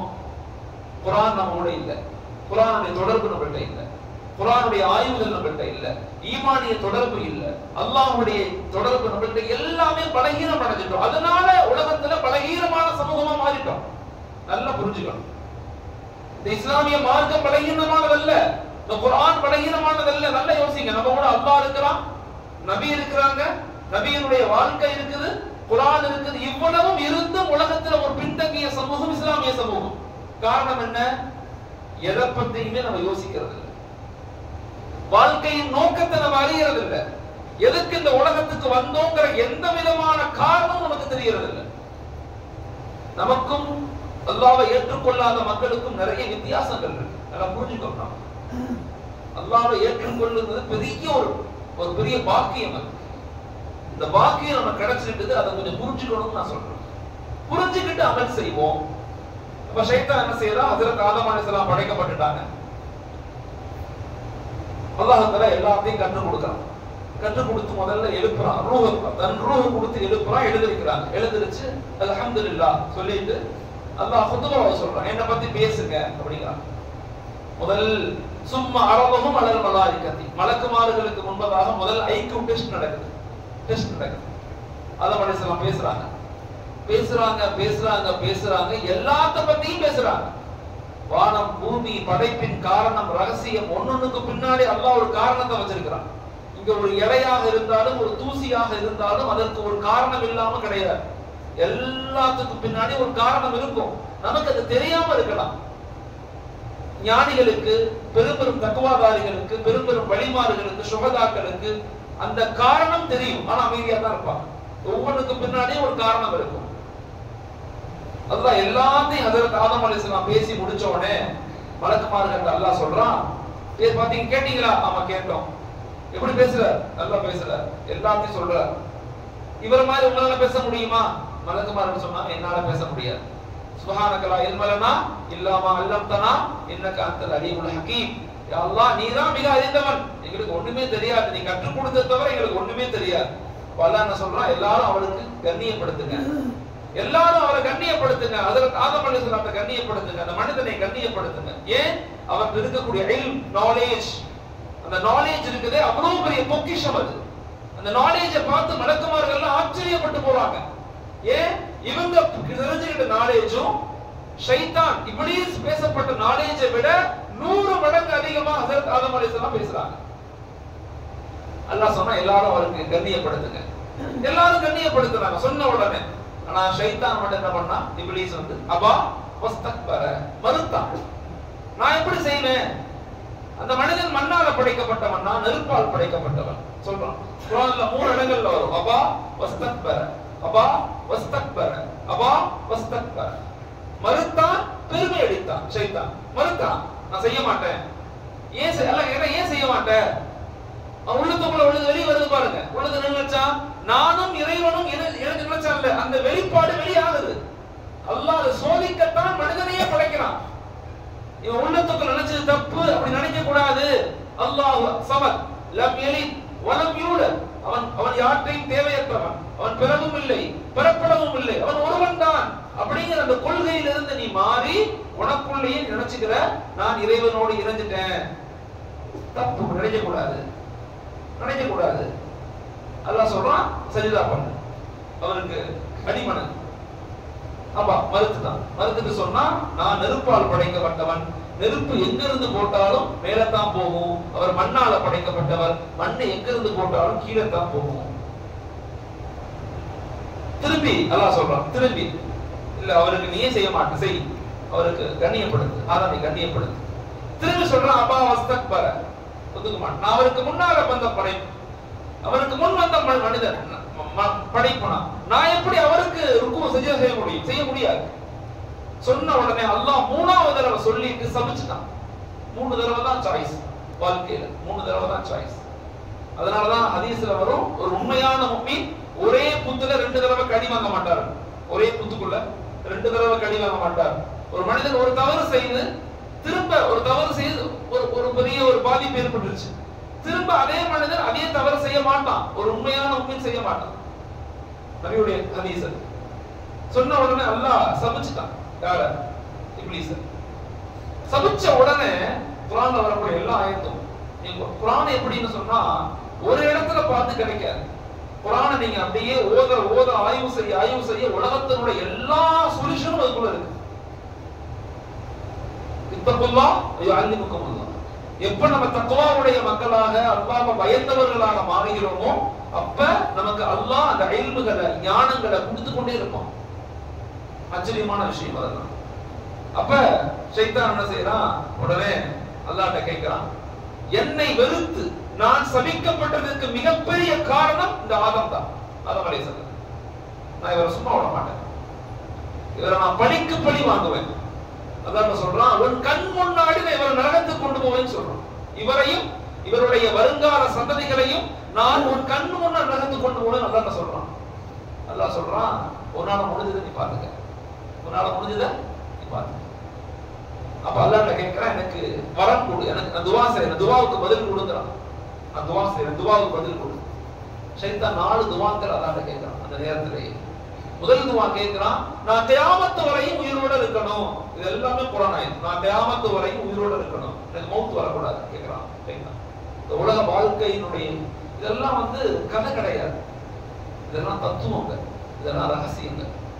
இதெல்லாம் விளங்கும் போதுதான் நம்ம ஏன் தொழுகணும், நம்ம ஏன் நேர்மையா நடக்கணும், நம்ம ஏன் குடும்பங்களை ஆதரிக்கணும், நம்ம ஏன் உறவுகளை ஆதரிக்கணும், நம்ம ஏன் பொய் சொல்லக்கூடாது, ஏமாற்றக்கூடாது அப்படிங்கிறது புரியும். உலக வாழ்க்கை என்பது ரொம்ப சாதாரண விஷயம் அல்ல, இது ஒரு பெரும் வாய்ப்பு, பெரும் வாய்ப்பு. இமாம்கள் இததான் உலகம் முழுக்க நிலைநாட்ட போராடுனாங்க. நமக்கு இன்னைக்கு அது புரியறது இல்லை, அந்த கல்வி, அந்த ஞானம் நமக்கு கிடைக்கிறது இல்லை. அதனால எதுக்கு தொழுகிறோம், எதுக்கு குனிகிறோம், எதுக்கு நிமர்றோம், எந்த காரணமும் தெரியல, எந்த காரணமும் தெரியல. அதெல்லாம் பாதுகாக்கணும். ஷைத்தான் கேட்கிறான், முதல் துவா அல்லாஹ்ட்ட கேட்கிறான், யா அல்லாஹ் நான் கியாமத் வரையும் உயிரோட இருக்கணும், எனக்கு மௌத் வரக்கூடாது. அல்லாஹ் சரின்டா, ஓகே. இரண்டாவது கேட்கிறான், மனிதனுக்கு ஒரு குழந்தை பிறந்தா எனக்கும் ஒரு குழந்தை பிறக்கணும், எனக்கும் ஒரு படைப்பு வரணும், என்னுடைய சந்ததி ஒன்று வரணும். அந்த சந்ததி அந்த மனிதனை வழிகெடுக்கணும். அந்த ஜின்னுக்கு பேர் தான் அல்-ஹன்னாஸ். அல்-ஹன்னாஸ் அல்லதி யுவஸ்விசு ஃபீ சுதூரின் நாஸ். மனிதன் ஒவ்வொருக்குள்ள மனிதனையும் ஒரு கெட்ட ஷைத்தான் உள்ள இருப்பான். அதுக்கு தான் நெகட்டிவ் தாட்ஸ் சொல்லுவாங்க உளவியல்ல. நெகட்டிவ் தாட்ஸ், நெகட்டிவ் கெட்ட எண்ணங்கள் ஏற்படும். ஒவ்வொரு மனிதனுக்கும் இருக்கும் நெகட்டிவ் தாட்ஸ். மூணாவதாக ஷைத்தான் அல்லாஹ்ட்ட கேட்கிறான், மனிதனுடைய இரத்தத்துக்குள்ளேயும் அவனுடைய சிந்தனைகளுக்குள்ளேயும் பயணிக்கணும், எனக்கு அந்த பர்மிஷன் வேணும். மனிதனுடைய இரத்தத்துக்குள்ள, சிந்தனைக்குள்ள. நான் சமீபத்தில் ஒரு டாக்குமெண்ட்ரி பார்த்தேன். அந்த டாக்குமெண்ட்ரி பேர் நெஃபாலிஸ். இளைஞர்கள் வாய்ப்பு இருந்தா நெட்ல சர்ச் பண்ணி பாருங்க, நெஃபாலிஸ். இந்த நெஃபாலிஸ்ல அந்த டாக்குமெண்ட்ல ஒரு டெவில், ஒரு ஷைத்தான் மனிதனை எப்படி ஆட்கொள்றான் அப்படிங்கறத ஒரு டாக்குமெண்ட்ரியா எடுத்துக்கிறான். எனக்கு ஆச்சரியமா இருந்துச்சு. இந்த குர்ஆன, இந்த ஹதீஸுடைய விளக்கங்களை படிக்கும் போது, அந்த டாக்குமெண்ட்ரியை பார்க்கும்போது நான் அசந்து போயிட்டேன். நெஃபாலிஸ் அப்படின்னு சொல்லி ஒரு டெவில், ஒரு ஷைத்தான் ஒரு மனிதனை எப்படி ஆட்கொள்றான் அப்படின்னு ஒரு ஆய்வு செய்யறான். இதை இப்னு கஸீர் ரஹ்மத்துல்லாஹி கிதாபில் எழுதியிருக்காங்க. ஒரு மனிதனை எப்ப ஷைத்தான் ஆட்கொள்ளுவான், 5 நிலைகள்ல ஆட்கொள்ளுவாங்கறான். ஒன்று எக்ஸ்ட்ரீம் டிசைர், உச்சகட்டமான ஒரு மனிதனுக்கு பேராசை ஏற்படும் போது ஷைத்தான் உள்ள வந்துருவான். உச்சகட்டமான பேராசை, அந்த நிலையில தான் மோசமான செயல்கள்ல மனிதன் ஈடுபடுறது. உச்சகட்டமான பேராசை. கற்பழிப்பு எப்படி நடக்குது, கொலை எப்படி நடக்குது யோசிச்சு பாருங்க. கொள்ளை அடிக்கிறானே, கொள்ளை அடிக்கும் போது கொலை செஞ்சிடலாம். ஏன்? அந்த செயின், அந்த பொருள் அவன் கண்ணை மறைச்சிடும். அடுத்த மனிதன் உயிர் போகுதேங்கிற எண்ணம் வராது அவனுக்கு. அந்த பொருள் தான் எனக்கு வேணும் அப்படின்னு அடுத்தவனை கொலை செய்வான். அந்த கொலை மனிதன் செய்யறது இல்ல. அந்த டாக்குமெண்ட்ரியில ஒண்ணா சொல்லுவான், எப்படி ஒரு மனிதனை ஷைத்தான் ஆட்கொள்றான், எப்படி அடிமையாக மாத்துறான், எப்படி ஒரு மனிதன் ஷைத்தானுக்கு அடிமையாக மாறுறான். எனக்கு ஆச்சரியமா இருந்துச்சு. இந்த ஹதீஸுகளை, இந்த குர்ஆன் ஆயத்துகளை படிச்சுட்டு இந்த டாக்குமெண்ட்ரியை படிக்கும் போது இளைஞர்களுக்கு சொல்றேன், தயவு செய்து உலகத்தினுடைய இன்பங்கள்ல மூழ்கிறாதீங்க. இது ஒரு பொய்யான வாழ்க்கை முறை. இந்த இன்பத்துல மூழ்கிட்டீங்க, உங்களால வெளிவர முடியாது. நீங்க நினைக்கிற மாதிரி இல்ல. தவறுகள் மிகப்பெரிய ஒரு ஆனந்தத்தை கொடுத்து நம்மளை அடிமையாக மாத்திரும். இன்னஹு லக்கும் அதுவும் முபீன். அல்லாஹ் குர்ஆன்ல சொல்றான், ஷைத்தான் உங்களுக்கு பகிரங்கமான விரோதி, அவனை ஒருபோதும் பின்பற்றாதீங்க. வலா தத்தஹிது ஷைத்தான் இன்னஹு லக்கும் அதுவும் முபீன். அவன் பகிரங்கமான விரோதின்னு சொல்றான் அல்லாஹ். பகிரங்கமான விரோதி, உங்களை வழிகெடுக்கத்தான் அவன் திட்டமிடுறான். ஷைத்தான் கேட்கிறான், மூணாவதாக மனிதனுடைய இரத்தத்துக்குள்ளேயும் சிந்தனைகளுக்குள்ளேயும் அவன் நரம்புகளுக்குள்ளேயும் நான் போகணும், அப்பதான் நான் வழிகெடுக்க முடியும். ஷைத்தான் அல்லாஹ் தஆலா அதுக்கும் சரின்றான். நாலாவதாக ஷைத்தான் அல்லாஹ்ட்ட கேட்கிறான், என்னை சபிச்சதுக்கு காரணம் இந்த மனிதன் தான். இந்த மனிதன் உன்னுடைய இறுதி படைப்பு, உன் பாசமிகு படைப்பு, உன் அன்பான படைப்பு அப்படிங்கிறதுக்காக நீயே அவனை பொருந்திக் கொள்ள கூடாது. மாறாக அவன் உன்னை கூப்பிட்டால் மட்டும்தான் நீ பொருந்திக் கொள்ளணும். அதான் கேட்கிறான். இப்படி கேட்கிறான். உன் கடைசி படைப்பு, உன்னுடைய இறுதி படைப்பு, உன் அன்பான படைப்பு மனித இனம், நீயா போய் அரவணைச்சு, நீயா அவனை சரி பண்ணி, நீயா அவனை மன்னிச்சு கூடாது. அவன் உன்னை அழைத்தால் மட்டும்தான் நீ பதில் சொல்லணும். ஷைத்தான் கேட்கிறான். பெரிய அறிவாளி, நம்மளை விட தொழுகசாலி அவன். அவனுடைய நெத்தி இந்த பூமியில படாத இடமே கிடையாது. அவனை போல ஒரு ஆபித், அவனை போல ஒரு வணக்கசாலி உலகத்துல கிடையவே கிடையாது. எல்லா வணக்கமார்களை விட, படைப்புகள் எல்லாத்தையும் விட அதிகமாக இறைவனை வணங்குறவன் அவன் தான். அல்லாஹ் வணங்குறவன் அவன் தான். ஆனா அவனுடைய பெருமை எல்லாத்தையும் மறைச்சிருச்சு. அவனுக்குள்ள நஃப்ஸ், அவனுக்குள்ள அந்த மோசமான கெட்ட சிந்தனை எல்லாத்தையும் மறைச்சு, நஃப்ஸானியத் மறைச்சிருச்சு, எல்லாத்தையும் மறைச்சிருச்சு. இந்த 4 விஷயங்களை அல்லாஹ்ட்ட கேட்டான். அல்லாஹ் சேவிட்டான். கேட்ட உடனே அப்படியே போய் அமல் செஞ்சுட்டான். யார்கிட்ட போய்? ஆதம் அலைஹிஸ்ஸலாம், ஹவ்வா அலைஹிஸ்ஸலாம் 2 பேரும் சொர்க்கத்துல இருக்கிறாங்க. அல்லாஹ் சொல்ற அந்த மரத்தை காட்டி அங்க போகாதீங்கன்னு சொல்றான். ஷைத்தான் போய் மனசுக்குள்ள போய் சிந்தனைகளுக்குள்ள போய் அந்த பழத்தை சாப்பிடு, சொர்க்கத்துல நிரந்தரமா இருந்தரலாம், வழக்குகளை போல ஆயிரலாம், நீ நித்திய தீவன் ஆயிரம், என்னென்னமோ சொல்லிட்டான். இந்த அம்மா போய் சாப்பிட்டுச்சு, இவரு போய் சாப்பிட்டார். பழத்தை சாப்பிட்ட உடனே அல்லாஹ் என்ன செய்யறான்? அவங்கள தண்டிக்கும் விதமாக, நீ இந்த உலகம் இங்க சொர்க்கத்தில் இருக்க, நீங்க கீழே பூமிக்கு போங்க, பூமிக்கு அனுப்பிடுறோம். பழம் சாப்பிட்ட பிறகு மலம் ஜலம் வந்துருச்சு. மலம் ஜலம் வந்தவொடனே அல்லாஹ் சொல்லிட்டான், மலம் ஜலம் கழிக்கக்கூடிய இடம் சொர்க்கம் அல்ல, அதுக்குன்னு ஒரு இடம் இருக்கு, அந்த இடத்துக்கு அனுப்புறோம். அல்லாஹ் பூமிக்கு அனுப்பிட்டான். 2 பேரும் பூமிக்கு வந்துட்டான். பூமிக்கு வந்து அழுகுறாங்க, வாழ்க்கை முழுக்க அழுகுறாங்க. ஆதம் அலைஹிஸ்ஸலாம் துஆ செய்றாங்க. இந்த துஆவை நம்ம எல்லாரும் மனப்பாடம் செஞ்சுக்கணும். ரப்பனா ظلمنا انفسنا وان لم تغفر لنا وترحمنا لنكونن من الخاسرين. சொல்லுங்க. ரப்பனா ظلمنا انفسنا وان لم تغفر لنا وترحمنا لنكونن من الخاسرين. யா அல்லாஹ், நாங்க 2 பேரும் தப்பு செஞ்சிட்டோம். எங்க மீது இரக்கம் காட்டி எங்களை மன்னிச்சிரு. எங்களுக்கு நீ இரக்கம் காட்டி நீ மன்னிக்கலனா கைசீரமான மக்களாக நாங்க மாறிடுவோம் அப்படின்னு நினைச்சு அழுகிறார். அழுதாரு கிட்டத்தட்ட 129 வருஷமா அழுதாருன்னு கிதாபுல போடுறாங்க. ஹஜ்ரத் ஆதம் அலைஹிஸ்ஸலாம் நினைச்சு அழுகிறாங்க. தப்பு செஞ்சிட்டோம். சுவர்க்கத்தை பார்த்து, வானத்தை பார்த்து, எல்லாத்தையும் பார்த்து, அல்லாஹ்ட்ட பேசி, இவ்வளவும் இருந்தும் அல்லாஹ்வுக்கு நான் மாறு செஞ்சிட்டேனே அப்படின்னு அழுகிறாங்க. அதை நினைச்சு மட்டுமல்ல, தனக்கு பிறக்கக்கூடிய வருங்கால சந்ததிகள், நான் கண்ணால பார்த்த என்னையவே அவன் தப்பு செய்ய வச்சுட்டானே, என்னுடைய இனம், என்னுடைய வருங்கால சந்ததிகள் இந்த ஷைத்தானுடைய சூழ்ச்சியில் அகப்பட்டு தன் வாழ்க்கையை இழந்துருவாங்களே, அல்லாஹ்வுக்கு மாறு செய்வாங்களே, யா அல்லாஹ் என் மக்களை பாதுகாத்து. அதுதான் அல்லாஹ் கேட்டான், நீ இவ்வளவு அழுகிற? அல்லாஹ் கேட்கிறேன், ஏன் என்னால முடியல. அல்லாஹ் சொல்ற, நான் பாவத்தை மன்னிச்சிட்டேன். மன்னிச்ச பிறகு வருத்தப்பட்டார். தன் உப்பத்தை நினைச்சு, தன் வருங்கால சந்ததிகளை நினைச்சு ஜிப்ரீல் அலைஹிஸ்ஸலாம் இறங்கி வந்தாங்க. இறங்கி வந்து, அதமே நீங்க பயப்படாதீங்க, அல்லாஹ் உங்களை மன்னிச்சுட்டான். மன்னிச்சுட்டு 4 துஆக்களை உங்களுக்கு கொடுத்துருக்கு. அல்லாஹ் ஷைத்தான் 4 துஆக்களை கேட்டு வாங்கினான். அல்லாஹ் உங்களுக்கு 4 துஆக்களை உங்களுக்கும் உங்களுடைய வருங்கால சந்ததிகளுக்கும் கொடுத்திருக்கிறான். முதலாவதாக, உங்களுடைய உம்மத்துல சந்ததிகள்ல மௌத் வரையும் ஒரு மனிதனுக்கு நேரம் கொடுக்கப்படும். அவன் மௌத் வரைக்கும் நேரம் கொடுக்கப்படும். சக்ராத் ஹால் வரைக்கும் நேரம் கொடுக்கப்படும். சக்ராத் ஹால் நெருங்குறதுக்கு முன்பதாக ஒரு மனிதன் அஷ்ஹது அல்லாஹ் இலாஹ இல்லல்லாஹ் வ அஷ்ஹது அன்ன முஹம்மதன் அப்துஹு வ ரசூலுஹு என்ற வாழ்க்கையில ஒரு தடவை என்னை கூப்பிட்டுட்டா நான் அவனை மன்னிச்சிருக்கேன். அல்லாஹ் ஒரு தடவை, ஒரே ஒரு தடவை வாழ்க்கை, அவனுடைய மௌத்துக்குடைய நெருக்கத்தை வரைக்கும் ஒரு மனிதன் இருப்பான், மூச்சு இழுக்கும். சக்ராத் ஹால், அந்த ஹாலுக்கு முன்னாடி ஒரு தடவை நான் அல்லாஹ் ஒருவன் தான், என்னை படைத்தவன் ஒருவன் தான், அவன் ஒருவன் தான் சொல்லிட்டானா அல்லாஹ் நான் மன்னிச்சறேன்ங்கறான். ஃபர்ஸ்ட் விஷயம். அதனாலதான் ஹஜ்ரத் ரசூலுல்லாஹி ஸல்லல்லாஹு அலைஹி சொன்னாங்க, மன் கால லா இலாஹ இல்லல்லாஹ் தஹல் ஜன்னah. யாராவது வாழ்க்கையில ஒரு தடவை அஷ்ஹது அல்லாஹ் இலாஹ இல்லல்லாஹ் வ அஷ்ஹது அன்ன முஹம்மதன் அப்துஹு வ ரசூலுஹு என்ற கலிமா சொல்ல அவங்க சொர்க்கத்துக்கு போயிடுவாங்க. அல்லாஹ் அவங்களை மன்னிச்சிடுவான். இரண்டாவதாக இவரே சொன்னாங்க, ஆதமே நீங்க பயப்படாதீங்க. ஒரு மனிதனை வழிகெடுக்க ஒரு ஷைத்தான் தான் கூட இருக்கும். அல் ஹன்னாஸ், அந்த ஷைத்தானுக்கு பேர் என்ன? அல் ஹன்னாஸ். நமக்குள்ள இருக்கக்கூடிய ஒரு ஆன்மீக உளவியல் ரீதியா என்ன சொல்றோம், ஒவ்வொரு மனிதனுக்கும் உள்ள இருக்கக்கூடிய நெகட்டிவ் தாட்ஸ், ஒவ்வொருத்தவங்களையும் பாசிட்டிவும் இருக்கு நெகட்டிவும் இருக்கு. அந்த நெகட்டிவ் மனிதனை கெட்ட சிந்தனைகளை கொடுக்கும் ஷைத்தான் சொல்லுது. அதான் ஆன்மீகம், அதுக்கு பேர் தான் அல் ஹன்னாஸ் அப்படின்னு சொல்லுது. அல் ஹன்னாஸ்னா ஒரு ஜின்னுக்கு பேர். நம்ம உள்ள இருக்கக்கூடிய கெட்ட ஷைத்தான். அதற்கு சொன்னாங்க, ஆதம் நபியே நீங்க பயப்படாதீங்க, வருத்தப்படாதீங்க. அல்லாஹ் தஆலா இரண்டாவது துஆவை உங்களுக்கு கொடுத்திருக்கிறான். ஒரு மனிதன் வழிகெடுக்க ஒரு ஷைத்தான் தான் இருப்பான், ஒரு மனிதனை வழிகெடுக்க.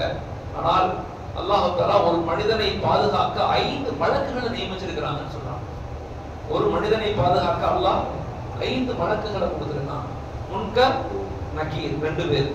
முன்னாடி ஒரு மலக்கு இருக்கிறாங்க, பின்னாடி ஒரு மலக்கு நம்ம கூட இருக்கிறாங்க, மேலேயும் ஒரு மலக்கு இருக்கிறாங்க. 5 மலக்குகள் நம்ம கூட இருக்கிறாங்க. அதனாலதான் உலகத்துல கெட்டவர்களை விட நல்லவர்கள் ஜாஸ்தி. கெட்டவர்களை விட நல்லவர்கள். ஈமான் ஹிதாயத்துங்கிறது ஒரு மனிதனுடைய வாழ்வியலுடைய வெளிப்பாடு தான். அது அல்லாஹ்விடத்தில் இல்ல. ஆனா ஒவ்வொரு மனிதன் அவன் நல்லவனோ கெட்டவனோ, அவன் இஸ்லாத்தை ஏற்றுக்கொண்டானோ இஸ்லாத்தை ஏற்றுக்கொள்ளலையோ, அல்லாஹ்வை ஏற்றுக்கொண்டா, அதை பத்தி எல்லாம் கவலைப்படல. ஒவ்வொரு மனிதனுக்கும் அல்லாஹ் தஆலா 5 மலக்குகளை கொடுத்திருக்கான், அந்த மனிதனை பாதுகாக்கிறது, கெட்டதிலிருந்து அல்லாஹ் பாதுகாக்கிறது. அதனாலதான் உலகத்துல கெட்டவர்களை விட நல்லவர்கள் ரொம்ப அதிகம், கெட்டவர்கள் ரொம்ப குறைவு. ஒரு 5% மக்கள் கூட கெட்டவர்கள் இல்ல. ஆனா அவங்க சீக்கிரமே வெளியாகிறாங்க, நல்லவர்கள் வெளியாகிறது இல்லை. நல்லா புரிஞ்சுக்கணும். கெட்டவர்கள் ஒருவேளை அதிகமா இருந்தா உலகம் இன்னும் நிக்காது, அழிஞ்சு போயிருந்தாலும். கெட்டவர்கள் கம்மி தான், நல்லவர்கள் தான் உலகத்துல ஜாஸ்தி. மூணாவதாக 4வதாக அல்லாஹ் தஆலா ஃபர்ஸ்ட் என்ன சொன்னேன், ஃபர்ஸ்ட் வரும் அதவரத்துல கொடுக்கப்பட்ட முதல் விஷயம் என்ன, கியாமத் வரையும் மௌத் வரையும் உங்களுக்கு வாய்ப்பு இருக்குது. இரண்டாவது, மனிதனுடைய ரத்தத்துக்குள்ளேயும் சிந்தனைகளுக்குள்ளேயும் ஷைத்தான் புகுந்து வேலை செய்யறான். ஓகே, புகுந்து வேலை செய்யறான். அதுக்கு என்ன துவாக்கள்னு சொன்னா, ஒரு மனிதன் ஒரு நன்மை செய்தால், ஒரு தீமை செய்தால், ஒரு தீமை தான் எழுதப்படும். ஆனா ஒரு நன்மை செய்தால் 10 இருந்து 700 மடங்கு நன்மை எழுதப்படும். ஷைத்தான் துவா ஆதம் அலைஹிஸ்ஸலாம் கொடுத்த உடனே தலையில மண்ணை வாரி போட்டு அழுதான். நான் மனிதனை வழிகெடுக்கிறதுக்கு என்னென்னமோ சூழ்ச்சி செய்தேன், அல்லாஹ் சூழ்ச்சியாளர்களுக்கெல்லாம் சூழ்ச்சியாளர். மக்கரு மக்கரல்லாஹ் வல்லாஹு கைருல் மாக்கிரின். ஷைத்தான் அவனை சூழ்ச்சி பண்ணான். ஆனா அதற்கு ஆதம் நபிக்கு அல்லாஹ் தஆலா இரண்டாவதாக கொடுத்தான். ஒரு தீமை செய்தால் ஒரு தீமை எழுதப்படும், ஒரு நன்மை செய்தால் 10 இருந்து 700 மடங்கு எழுதப்படும். ஒரு தீமையை நினைத்தால் தீமை எழுதப்படாது, ஒரு நன்மையை நினைத்தால் நன்மை எழுதப்படும். செய்ய தேவையில்லை, நினைச்சாவே காலைல தஹஜ்ஜுத் தொழுகணும் நினைச்சிட்டு தூங்குறோம் அப்படின்னா தஹஜ்ஜுடைய நன்மைகள் எழுதப்படும். ஓகே, மூணாவது கூடயே ஒரு ஷைத்தான் என்ன செய்யுது, ஷைத்தானுக்கு பதிலா 3 மலக்குகள் 5 மலக்குகள் அல்லாஹ் நமக்கு கொடுக்கிறது. 4வது துவா என்ன அப்படின்னு சொன்னா, அல்லாஹ் நமக்கு கொடுத்தது லா தக்னது மின் ரஹ்மத்தில்லாஹ். அல்லாஹ் சொல்றான், ஒருபோதும் என் மீது நிராசை அடைஞ்சிராத, நான் உன்னை கைவிட மாட்டேன், நான் ஒருபோதும் உன்னை கைவிட மாட்டேன், நீ தான் என்ன கைவிடுறியே தவிர நான் உன்னை கைவிட மாட்டேன். லா தக்னது மின் ரஹ்மத்தில்லாஹ் இன்னல்லாஹ யக்ஃபிரு துனூப ஜமீஆ. எல்லாத்தையும் நான் மன்னிப்ப ரெடியா இருக்கிறேன், தயவு செய்து என்னிடத்துல கேளு. இது போன்ற இரவுகள்ல இதுதான் அல்லாஹ் விரும்புறான். நீ எவ்வளவு பெரிய பாவங்கள் செய்திருந்தாலும் என்னிடத்துல முறையிடு. நீ பாவம் செஞ்சிருந்தீனா, நீ அநியாயம் செய்திருந்தீனா, அது அவன்கிட்ட மன்னிப்பு கேட்காம என்கிட்ட நீ வர முடியாது. நீ பாவம் செஞ்சிருந்தீனா என்கிட்ட கேளு, நான் மன்னிக்கிறேன், நான் இறக்க முடியும், நான் மன்னிச்சிருவேன் உடனே. ஆனா நீ அடுத்தவங்கிட்ட புடிங்கிட்ட, அடுத்தவனை ஏமாத்திட்ட, அடுத்தவன் நடுரோட்டுக்கு வர்றதுக்கு காரணமாயிட்டா, நீ எந்த மாங்குன்னு மன்னிப்பு இடம் கிடைக்க போறது இல்ல. நீ அந்த மனிதனுக்கு செய்ய வேண்டிய தீமைகளுக்கு உண்டான ஈடுகளை செய்தால்தான் நீ மன்னிக்கப்படுவாய். அதுல மாற்றுக்கிறது கிடையாது. புரிஞ்சுக்கோ. இந்த 4 துவாக்களும் ஹஜ்ரத் ஆதம் நபி கொடுக்கப்பட்டுச்சு. இந்த உலக வாழ்க்கை என்பது நாம நினைக்கிற மாதிரி இது ஒரு ஜாதி பிரச்சனையோ நாட்டு பிரச்சனையோ அரசியல் பிரச்சனையோ கிடையாது. இந்த உலக வாழ்க்கை என்பது மனித இனத்திற்கும் ஷைத்தானியத்திற்கும் உண்டான போராட்ட களம். இந்த உலக வாழ்க்கை என்பது மனித இனத்திற்கும் ஷைத்தானியத்திற்கும் உண்டான போராட்ட களம். இந்த போராட்ட களத்துல நம்ம ஜெயிக்கணும் அப்படின்னா மக்களை நமது குடும்பங்களை, நம்முடைய உறவுகளை அல்லாஹ்வோடு குர்ஆனோடு இணைப்பதை கொண்டு மட்டும்தான் முடியும். இதை முதல்ல புரிஞ்சுக்கணும். இது ரொம்ப ஆழமா புரியணும். இது புரிஞ்சா மட்டும்தான் வாழ்க்கையினுடைய யதார்த்தம் புரியும். சின்ன சின்ன சண்டை போடுறது, அண்ணன் தம்பி சண்டை, கடை பிரச்சனை, குடும்ப பிரச்சனை, மனைவியை மன்னிக்கிறது இல்ல, அத்தாவை மன்னிக்கிறது இல்ல, சின்ன சின்ன விஷயத்துக்கெல்லாம் பொறாமப்படுறது, என்ன லைஃப்ல கிடைக்கும்? ஒண்ணுமே இல்லை. இந்த உலக வாழ்க்கை என்பது இது ஒரு ஜாதி பிரச்சனை, வீடு வாங்குற பிரச்சனை, கார் வாங்குற பிரச்சனை இல்ல. இந்த உலக வாழ்க்கை என்பது மனித இனத்திற்கும் ஷைத்தானியத்திற்கும் உண்டான போராட்ட களம். அவன் அவனுடைய வேலையை திட்டமிட்டு செய்யறான், எல்லாத்தையும் வெளியெடுக்கிறான். 4 நிலைகள்ல இருந்து மனிதனை ஈர்க்கிறான் ஷைத்தான். எல்லா நபிமார்களும் இந்த உலகத்துக்கு வந்து இந்த 4 விஷயங்களை நிலைநாட்டத்தான் போராடினாங்க. எல்லா நபிமார்களும். ஒன்று வஹதானியத், நல்லா தெரிஞ்சுக்கணும். எல்லா நபிமார்களும் இந்த உலகத்துக்கு வந்து எதற்கு போராடினாங்க? என்னத்த மக்கள்கிட்ட சொன்னாங்க? ஏன் எல்லா நபிமார்களும் உலகத்துக்கு வந்தாங்க? நம்ம எல்லாம் ஏன் முஸ்லிம்களாக இருக்கிறோம்? நமக்கு ஏன் குர்ஆன் கொடுக்கப்பட்டுச்சு? நமக்கு ஏன் நபி ஸல்லல்லாஹு அலைஹி வஸல்லம் வந்தாங்க? என்னைக்காவது யோசிக்கிறோமா? யோசிக்கலாம். அதுக்கப்புறம் ஹஜ்ரத் ஆதம் நபி வந்த பிறகு ஒவ்வொரு மனித இனம் பெருக பெருக அந்த மனித இனத்துக்கு வழிகாட்டுவதற்காக நபிமார்கள், ஷுஅபுகள், சுஹஃபுகள், ஏடுகள் எல்லாம் கொடுக்கப்பட்டுச்சு. எது கொடுக்கப்பட்டுச்சு? 4 விஷயங்கள் கொடுக்கப்பட்டுச்சு. நல்லா தெரிஞ்சுக்கணும். இந்த 4 விஷயங்களை புரிஞ்சுக்கிட்டா வாழ்க்கை ஈஸி. ஒன்று, அல்லாஹ் நம்மள்ட்ட எதிர்பார்க்கிறது. ஷைத்தான் இந்த மனித சமுதாயத்தை, மனித இனத்தையே முதலாவதாக வழிகெடுக்கிறது என்னன்னா வஹதானியத், ஏகத்துவ கொள்கையை மனிதர்கள்ட்ட பிடிக்கிறான். இறைவன் ஒருவன் தான் அப்படிங்கிற கோட்பாட்டு விதிமுறைகள் உடைக்கப்படுது உலகத்துல. மனிதனை எப்படி நரகத்தை கொண்டு போக முடியும்? முதல் கோட்பாடே இறைவன் ஒருவன் தான் அப்படிங்கிற கோட்பாட்டை மனிதனுடைய மனதிலிருந்து, மனித சமுதாயத்திலிருந்து எடுக்கிறது தான் முதல் விதி, முதல் திட்டம். எல்லா நபிமார்களும் உலகத்துக்கு வந்து சொன்னது ஒன்னே ஒன்றுதான், இறைவன் ஒருவன் தான், ஒன்றே குலம், ஒருவனே தேவன், அவன்தான் இறைவன், அவன்தான் தகுதியானவன், வேற சிலைகள் கிடையாது, இறைவன் கிடையாது, யாரும் இறைவன் கிடையாது. ஷைத்தான் இதற்கு நிகராக என்ன செஞ்சான்? இதெல்லாம் ஆய்வுகள். ஒன்று, தன்னை போல உள்ள ஜின்களை உருவங்களாக வடிச்சு அதை வணங்க செய்தான். சூரத்து நூஹ்ல வரக்கூடிய ஒரு ஆயத் மிக முக்கியமானது. அதற்கு இத்ரீஸ் அலைஹிஸ்ஸலாமுடைய வஃபாத்துக்கு அவங்க உயர்த்தப்பட்ட பிறகு 5 சிலைகள் வடிக்கப்பட்டுச்சு. ஷைத்தான் வடிச்சு கொடுத்தான். வத்தவு வலா சுஆவு வலா யகூக வ யகூக நஸ்ரா, 5 சிலைகள் வடி கொடுக்கப்பட்டுச்சு. ஓகே, இந்த 5 சிலைகள் தான் சிலை வணக்கத்தின் முதல் ஆரம்பம். முதல் ஆரம்பம் இத்ரீஸ் அலைஹிஸ்ஸலாம் காலத்துல. யகூக வ நஸ்ரா, இந்த வத்தவு வலா சுவா, சுவாங்கிறது தான் இப்ப உள்ள சொல்லக்கூடிய சிவன்கிற சிலை. இதெல்லாம் வந்து எல்லா வேதங்கள்லயும் இருக்கு. இந்த உலக வாழ்க்கையினுடைய தத்துவங்கள் நமக்கு புரியாததுனாலதான் நம்ம எல்லாம் முஸ்லிம்களாக இருக்கிறதுக்கு அல்லாஹ்வுக்கு எவ்வளவு ஷுக்ர் செய்யணும், செய்யறது இல்ல. நம்ம இது பெருமை இல்ல, இது ரெஸ்பான்சிபிலிட்டி. ஷைத்தான் அப்படித்தான் வழிகெடுத்தான். ஜின்களை உருவாக்கி அந்த ஜின்களை கடவுளாக மாத்தினான். இரண்டாவதாக சூரியனை வந்து கடவுளாக மாத்தினான். சூரியன் வணக்கம், சூரிய வணக்கசாலியா மாத்தினான். மூணாவது நெருப்பு இருக்குல்ல, நெருப்பு, அந்த நெருப்பை தன்னை, இது மூணுமே ஒன்னா கடவுள், அவனையே கடவுளா மாத்தினான். இறைவன் அல்லாஹ்ங்கிற ஒரு ஸ்தானத்திலிருந்து மனிதர்களை மாற்றி தன்னை வணங்கக்கூடியவர்களாக மனிதர்களை மாத்திக்கிட்டு இருக்கான். இது நமக்கு புரிய மாட்டேங்குது. ஏனைய மக்கள், அநேக மக்கள் மாறிட்டாங்க. இதெல்லாம் தடுக்க வேண்டிய பொறுப்பு நமக்கு இருக்கு. நன்மையை ஏவி தீமையை தடுக்க வேண்டிய பொறுப்பு நமக்கு இருக்கு. நாம விளங்கியவரை நமக்கு விளங்கவே இல்லையே, நமக்கு புரியவே மாட்டேங்குது. எதுக்கு முஸ்லிம்களா இருக்கணும் நமக்கு தெரிய மாட்டேங்குது. நம்ம எப்படி அதை போய் என்ன செய்ய முடியும்? கவலையாவது படணும் இல்ல, யாரையும் தடுக்க சொல்லல, யாரையும் வற்புறுத்த சொல்லல, நம்மளாவது தெரிஞ்சுக்கணும் இல்ல, இது என்ன பிரச்சனைன்னு தெரிஞ்சுக்கணும். மூணாவது சூரியனை வணங்க செஞ்சான். நாலாவது, எந்த நபிமார்கள் இது தப்புன்னு சொன்னாங்களோ, எந்த நபிமார்கள் இறைவன் ஒருவன் தான் சொன்னாங்களோ அந்த நபிமார்களே கடவுளா மாத்திட்டாங்க. ஹஜ்ரத் ஈசா நபி கடவுளா, மூசா நபி கடவுளா மாத்தப்பட்டாங்க. யெசூர் அலைஹிஸ்ஸலாம் கடவுளா, எல்லாம் யாரெல்லாம், இப்ராஹிம் அலைஹிஸ்ஸலாம் கடவுளா, யாரெல்லாம் உலகத்துக்கு வந்து ஏகத்துவத்தை சொன்னாங்களோ, ஏகத்துவத்தை சொன்னவர்கள் எல்லாம் கடவுளா மாற்றப்பட்டாங்க. இது முக்கியமானது. ஆய்வுகள் வந்து அல்லாஹ் இருக்கலாம், இல்லாம இருக்கலாம். புத்தர், உதாரணம் புத்தரா இருக்கலாம். நிறைய பேர் நலவுகளை யார் சொல்ல வந்தாங்களோ அவங்க எல்லாத்தையும் கடவுளா மாத்தப்பட்டுட்டாங்க, மாத்தப்பட்டுச்சு. எல்லா நபிமார்களும் உலகத்துக்கு வந்து முதல்ல சொன்னது ஏகத்துவத்தை பற்றி. இரண்டாவது ரிசாலத்.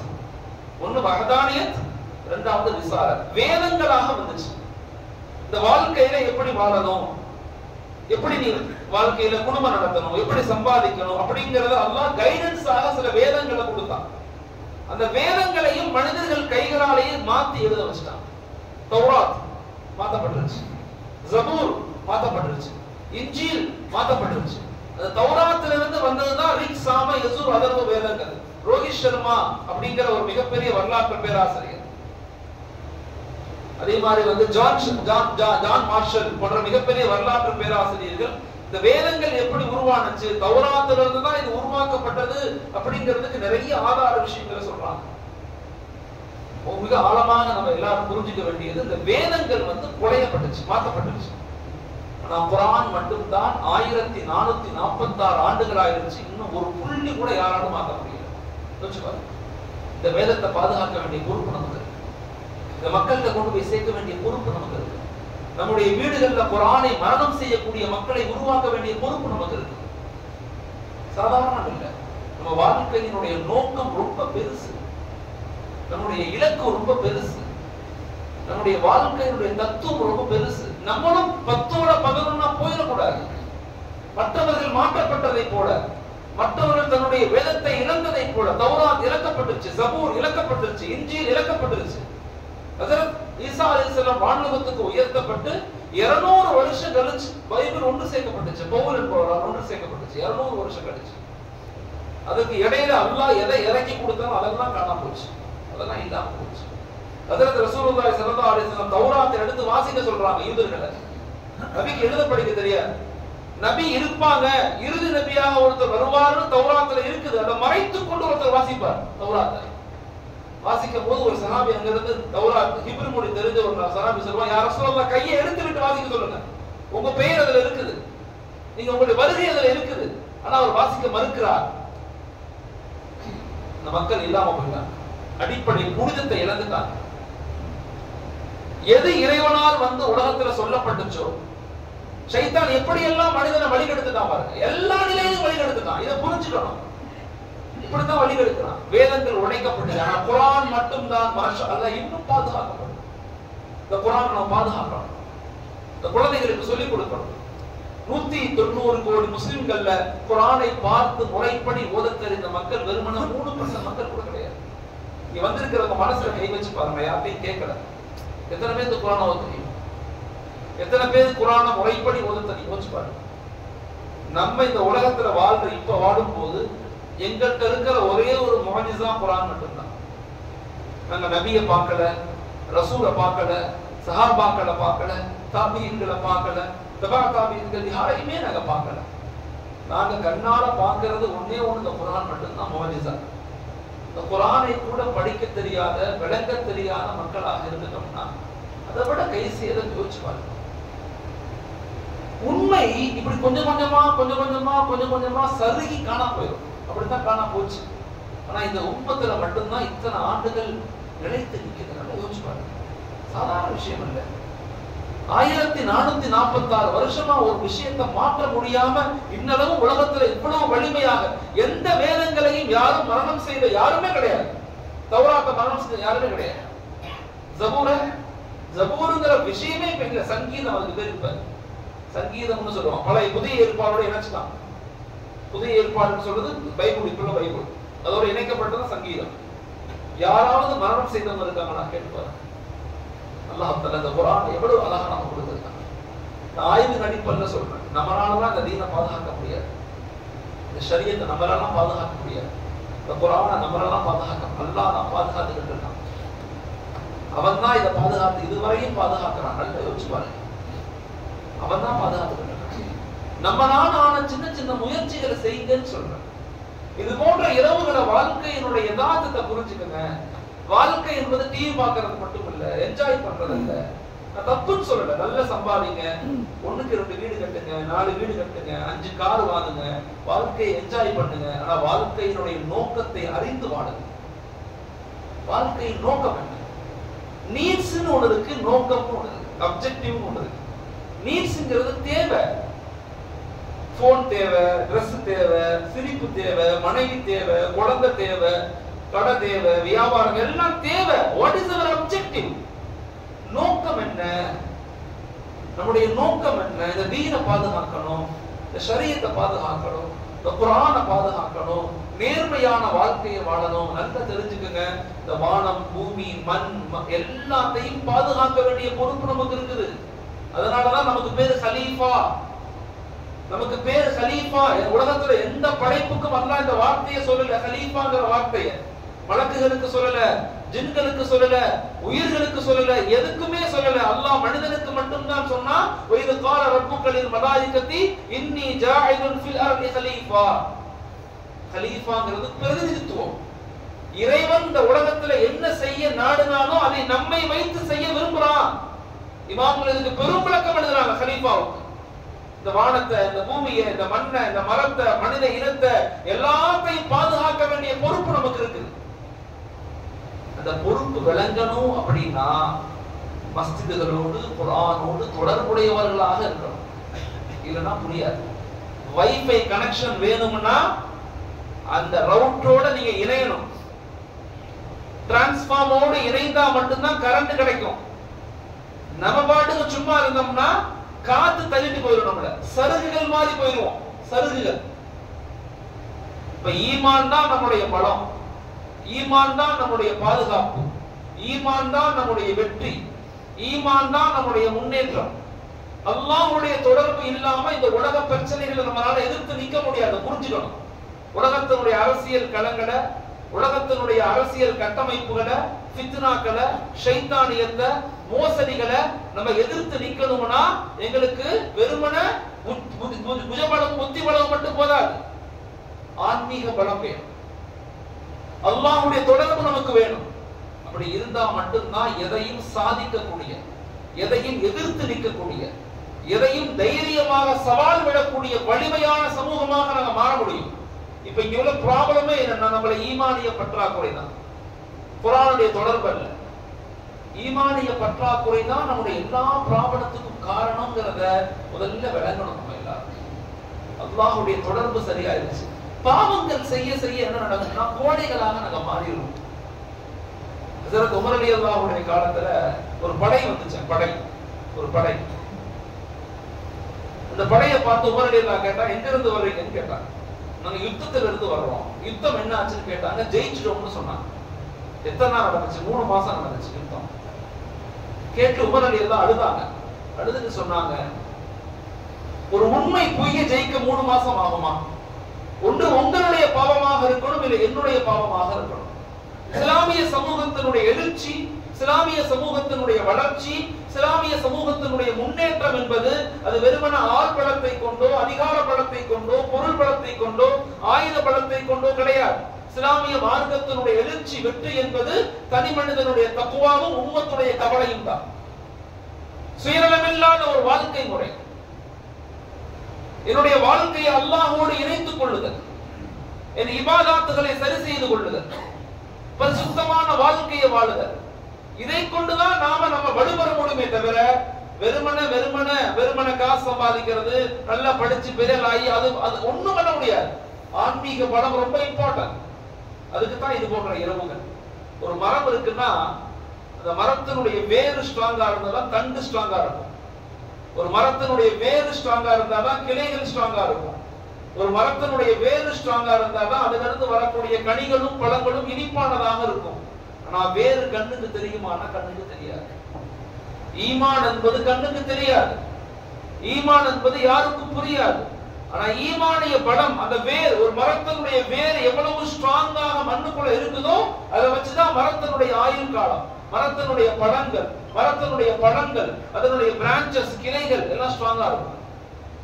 இதை சரி செய்யறதுக்குத்தான் இது போன்ற இரவுகள். இது போன்ற இரவுகளுடைய காரணமே அதுதான். கொஞ்ச நேரம் தனிமையில உட்கார்றது, அல்லாஹ்ட்ட அழுகிறது, அல்லாஹ்ட்ட பாவ மன்னிப்பு கேட்கிறது. வாழ்க்கையில ஒரு 10 விஷயங்களை இந்த இரவுகளை நாங்க ஃபாலோ பண்ணிக்கலாம். அந்த 10 விஷயங்களை நான் முடிச்சு கொள்றேன். ஒன்று, இறை உணர்வை உணர்தல். ஃபர்ஸ்ட் விஷயம், அல்லாஹ் நம்மள பார்க்கறாங்கிற உணர்வுகளோடு இருக்கிறது. வாழ்க்கை இருந்துக்கலாமா இன்ஷா அல்லாஹ். எல்லா நிலையிலும் அல்லாஹ் நம்மளை பார்க்கறான். எப்படி அந்த உணர்வை அடைய முடியும்? அந்த உணர்வை எப்படி அடைகிறது? பிராக்டிஸ் மூலமா தான் அடைய முடியும். திடீர்னு பார்த்தா உணர்வு வரும், திடீர்னு பார்த்தா படுத்து தூங்கிடுவோம், எந்திரிக்கவே முடியாது. அப்படிதான் மனிதர்கள் எல்லாரும், நானும் அப்படித்தான், நீங்களும் அப்படித்தான். திடீர்னு பார்த்தா 1.5 ஜூஸ் 2 ஜூஸ் ஒரு நாளைக்கு 3 ஜூஸ் குரான் எடுத்து ஓதுவோம். சில நேரத்தில் பார்த்தா குரானை 1 மாதம் தொடவே மாட்டோம். இப்படி ஆயிரும். உதாரணம் தான். அப்ப இறை உணர்வை உணர்தல் அப்படிங்கிறது 4 விஷயங்களை வாழ்க்கையில செஞ்சு அது புரியும். ஒன்று, தொழுகையில இபாதத்துகள்ல நிதானமாக தொழுகிறது, தக்பீர் கட்டி மெதுவா தொழுகிறது, அல்லாஹ் என்ன பார்க்கறாங்கறத உணர்வுகளோட தொழுகிறது. இது ஆரம்பத்துல கஷ்டமா தான் இருக்கும், அப்படித்தானே? தக்பீர் கட்டினா உலகத்துல எல்லா பலாயும் வரும், அப்படித்தானே? தக்பீர் கட்டின உடனே வீட்டுக்காரமா சொன்னது, புள்ள கேட்டது, கடைக்கு போனது, மறந்து போனது, வண்டியில வச்சது, எல்லாம் எல்லாம் ஞாபகத்துக்கு வரும். எப்ப தக்பீர் கட்டினோடனே எல்லா பலாயும் அப்படி முன்னாடி நிற்கும். அஜர்த்து என்ன முதல்ல சூறா ஓதுனாலும் மறந்து போய் 2வது ரக்காயத்தை இன்னும் சொல்ல போனா நம்ம ஓதுனதையும் மறந்துருக்கோம். முதல் ரக்காயத்துல என்ன துணை சூறா ஓதணும்னு தெரியாது. அப்புறம் வந்து யோசிப்போம், ஆனா துணை சூறா என்ன ஓதணும் முதல் ரக்காயத்துல தெரியலையே அப்படின்னு யோசிப்போம். இதுக்கு என்ன இமாம்கள் சொல்லி கொடுக்குறாங்கன்னா, அந்த சுய உணர்வை நீங்க அடையணும்னா தொழுகையில உங்களுக்கு கேட்கிற மாதிரி ஓதுங்க. தனிமையா தொழுது, நஃபில் தொழுதா. அதற்கு தொழுக வச்சாங்கன்னா காது கொடுத்து கேளுங்க. லொகுரு அசரு போன்ற தொழுகை இல்ல, அதற்கு ஓத மாட்டாரு, நீங்க துணை சூறா ஓத மாட்டீங்க, அலுவலம் சூறா மட்டும் தான் ஓதுவீங்க. அப்ப அல்லாஹ் என்ன பார்க்கறாங்கிற உணர்வை கொண்டு வர்றதுக்கு முயற்சி செய்யுங்கன்னு சொல்றாங்க. அதோட பிராக்டிஸ் சொல்றாங்க. பிராக்டிஸ் முதல்ல தனிமையில தொழுது பழகிக்கணும். ரஃபீலான தொழுகை தொழுகும் போதெல்லாம் மனசுக்குள்ள நம்ம கேட்கிற மாதிரி அல்ஹம்துலில்லாஹ். சில பேர் ரொம்ப நிக்கிறது அப்படியே ஓதுவோமா அப்படி யோசிச்சுக்கிட்டே, சில பேர் சத்தமிட்டு ஓதுறது, நமக்கு கேட்கிற மாதிரி மெதுவா ஓதிக்கணும். தொழுகையில நம்ம உணர்வுகளை கொண்டு வந்துட்டாவே மாஷா அல்லாஹ் நமக்கு அந்த பக்குவம் கிடைக்க ஆரம்பிக்கும். பிராக்டிஸ் தான், பிராக்டிஸ் மேக்ஸ் பெர்ஃபெக்ட். கொஞ்சம் கொஞ்சமா நம்ம செய்ய பக்குவம் அடைஞ்சிடும். 2வது, டெய்லி ஒரு பக்கமாவது குர்ஆன் ஓதணும். ஒரு பக்கமாவது. The Quran is a conversation between abd and Allah. குர்ஆன் என்பது அல்லாஹ்வும் நம்மோடும் பேசுறது தான் குர்ஆன். நல்லா தெரிஞ்சுக்கங்க, நம்மோடும் அல்லாஹ்வும் பேசுறது. நான் சொல்றதெல்லாம் கஷ்டம் தான், இலகுவானதெல்லாம் கிடையாது, இலகுவானது கிடையாது. ஆனா பிராக்டிஸ் பண்ணணும். டெய்லி ஒரு பக்கம், ஒரு அரை பக்கம், ஒரு 5 வரியாவது குர்ஆனை எடுத்து ஓதணும். உங்களுக்கு அந்த ஈமானிய உணர்வு உங்களுக்கு கிடைக்க ஆரம்பிக்கும் இன்ஷா அல்லாஹ். 3வது சொல்றாங்க, காலை மாலை திக்ருகள் செய்யும். தனிமையில உட்கார்ந்து சுப்ஹானல்லாஹ், அல்ஹம்துலில்லாஹ், அல்லாஹு அக்பர், லா இலாஹ இல்லல்லாஹ், அஸ்தக்ஃபிருல்லாஹ், இந்த 5 திக்ருகளையும் தனிமையில உட்கார்ந்து சுபஹுக்கு பிறகு ஒரு 5 நிமிஷம், அசருக்கு பிறகு ஒரு 5 நிமிஷம் இத பிராக்டிஸ் பண்ணுங்க. நீங்க ஒரு 5 நாள் பிராக்டிஸ் பண்ணுங்க, உங்களுக்கு ஒரு மாற்றம் தெரியும். உங்க பேச்சுல ஒரு மாற்றம் தெரியும், உங்க வார்த்தைகள்ல ஒரு மாற்றம் தெரியும். மக்கள் உங்களை கண்ணியப்படுத்த ஆரம்பிப்பாங்க. யார் இறைவனுக்கு பயப்படுகிறார்களோ, யார் இறைவனை நேசிக்கிறார்களோ அவர்களை இந்த உலகம் நேசிக்கும். இது உண்மையும் உண்மை. நான் வாழ்க்கையில உணர்ந்து சொல்றேன். எப்ப நீங்க அல்லாஹ்வை பயப்படுறீங்களோ, எப்ப அல்லாஹ்வின் மீது அன்பு செலுத்த ஆரம்பிக்கிறீங்களோ, எப்ப அல்லாஹ்வை நேசிக்க ஆரம்பிக்கிறீங்களோ, உங்க மனைவி உங்களை நேசிப்பாங்க, உங்க குழந்தைகள் உங்களை நேசிப்பாங்க, உங்க கூட வேலை செய்யறவங்க எல்லாம் உங்க மீது ஒரு அன்பு செலுத்துவாங்க. தானாக அது ஏற்படும். அதனால தனிமையில உட்கார்ந்து திக்ருகள் செய்யுங்க. 4வது, அந்த இறை உணர்வை உணரணும் அப்படின்னா நிறைய அல்லாஹ்ட்ட துஆ செய்யுங்க. திரும்ப சொல்றேன், இந்த உலக வாழ்க்கை என்பது நாம நினைக்கிற மாதிரி பொருளாதார பிரச்சனை இல்ல, கடை வைக்கிற பிரச்சனை இல்ல, இது ஒரு அரசியல் பிரச்சனை இல்ல, இது ஒரு ஜாதி பிரச்சனை இல்ல, இது அமெரிக்காவுக்கும் இந்தியாவுக்கும் அமெரிக்காவுக்கும் பாலஸ்தீனுக்கும் உள்ள பிரச்சனை இல்ல. இது மனித இனத்திற்கும் ஷைத்தானியத்திற்கும் உண்டான பிரச்சனை. இந்த ஷைத்தான் நம்மளை அல்லாஹ்வுடைய பார்வைக்கு முன்னதாக நரகத்துக்கு எடுத்துட்டு போறன்னு சொல்லிட்டு வந்திருக்கிறான். அந்த வேலையை அவன் கரெக்டா செய்யறான். ஆனா நாம அதை புரியாம அவர்கிட்டயே மாட்டிக்கிட்டே இருக்கிறோம். அவன் விரிச்ச வலைகள்ல சிக்கிக்கொண்டே இருக்கிறோம். அவன் போட்ட பிளான் படியே நம்ம நடந்து கொண்டு இருக்கிறோம். நல்லா பாதுகாக்கிறோம். நம்ம ஏன் சிறந்த உம்மத், குன்தும் கைர உம்மா, ஏன் அப்படின்னா தஅமுருன பில் மஅரூஃப் வ தன்ஹவுன அனில் முன்கர், நன்மையை ஏவி தீமையை தடுக்கக்கூடிய மக்களாக நம்ம இருக்கிறோம். அதனால தயவு செய்து உங்களை பக்குவப்படுத்திக் கொள்ளுங்க. அது உங்களுக்கு புரியணும்னா இந்த பேஸ் உங்களுக்கு சரியா இருக்கணும். அல்லாஹ்வுடைய தொடர்பு உங்கள்ட்ட சரியில்லைன்னா அது புரியவே புரியாது. திரும்ப இந்த உலகத்துல 10,000 ரூபாய் சம்பாதிக்கிறதுக்கும் வீடு கட்டுறதுக்கும் 50,000 சம்பாதிக்கிறதுக்கும் தான் வாழ்க்கை போராடிட்டே இருப்போமே தவிர வாழ்க்கையினுடைய இலக்குகள் என்னன்னு புரியாது. அது புரிஞ்சிருச்சுன்னா மற்ற எல்லாம் காலுக்கு கீழே வந்துடும், தானாக வரும். நீங்க புரிய ஆரம்பிச்சீங்கன்னா நல்லா படிப்பீங்க, பெரும் மாற்றங்கள் ஏற்படும், நம்முடைய சந்ததிகள் அதிகாரத்துக்கு வருவாங்க, நம்முடைய பெண்கள் வலிமையாக மாறுவாங்க, தானாக இந்த சமுதாயம் ஒரு நிலையிலிருந்து அடுத்த நிலைக்கு வரும். அந்தந்த வேலையை நம்ம செய்யும் போது நம்மளால என்ன முடியுமோ அதை செஞ்சுட்டோம்னா நம்மளால முடியாததை அல்லாஹ் செஞ்சு கொடுத்துருவோம். வாழ்க்கையில நல்லா தெரிஞ்சுக்கங்க, நம்மளால என்ன முடியுமோ அதை நம்ம செஞ்சுட்டோம்னா நம்மளால முடியாத ஒண்ணு அல்லாஹ் செஞ்சு கொடுத்துருவோம். அதனால நிறைய துஆக்கள் செய்யும். முதல் விஷயம். இரண்டாவது, நபி நேசம் கொள்ளு. வாழ்க்கையில இன்னைக்கு மிக முக்கியமானது நபியை நேசிக்கக்கூடியவங்களாக, நமக்காக வாழ்ந்து நமக்காக இறந்து உலகத்துல எல்லா நிலையிலும் மஹ்ஷருடைய தினத்துல நமக்காக காத்து கொண்டிருக்கிற மிக முக்கியமான ஒரு மிகப்பெரிய ஒரு படைப்பு யாருன்னா நமது நாயகம் ஸல்லல்லாஹு அலைஹி வஸல்லம் நமக்காக காத்து கொண்டிருக்கிறார். அவங்கள நேசிக்கணும். அவங்கள நேசிக்கிறது தான் நம்முடைய வாழ்க்கையினுடைய அர்த்தமே அப்பதான் புரியும். இது இரண்டாவது. மூணாவது, பாவம் தவிர்த்து அல்லாஹ்ட்ட பாவம் மன்னிப்பு அதிகமா கேட்கணும். தவறுகள் செய்யக்கூடாது. வாழ்க்கையில நம்ம தவறுகள் செஞ்சிட்டோம் அப்படின்னா ஒவ்வொரு நாளும் தயவு செய்து அல்லாஹ்ட்ட கையேந்தி அழுது மன்னிப்பு கேட்பது. பாவங்கள் செய்வது என்பது இயற்கை. ஆனா அல்லாஹ்ட்ட மன்னிப்பு கேட்காம விட்டுறாதீங்க. அதிலிருந்து எப்படி தவிர்த்து கொள்ளலாம்னு யோசிங்க. பாவங்கள் நம்ம செய்ய செய்ய கோடைகளாக மாறிடும். கோடைகளாக மாறினா இறைவனை அடையவே முடியாது. அதனால இன்னைக்கு அதிகமாக பாவம் மன்னிப்பு கேளுங்க. நாலாவது, நஃப்ஸுக்கு பயிற்சி கொடுங்க. சுய கட்டுப்பாட்டின் மீது இயங்க முயற்சி செய்யுங்க. அல்லாஹ் நமக்கு எதை ஏவுனானோ அதை செய்வதற்கு முயற்சி செய்யுங்க. அல்லாஹ் எதை தடுத்தானோ தடுப்பதற்கு முயற்சி செய்யுங்க. அதுக்கு என்ன செய்யணும்? நஃப்ஸை எப்படி பயிற்சி கொடுக்கிறது? நம்முடைய நஃப்ஸ் தான் நம்முடைய எல்லா பிரச்சனைக்கும் காரணம். இமாம்கள் சொல்றாங்க, எவ்வளவு முடியுமோ அவ்வளவு இபாதத்தை தூக்கி அது மேல வைங்க, நஃப்ஸ் தானாக உங்களுக்கு கட்டுப்பட்டுரும்.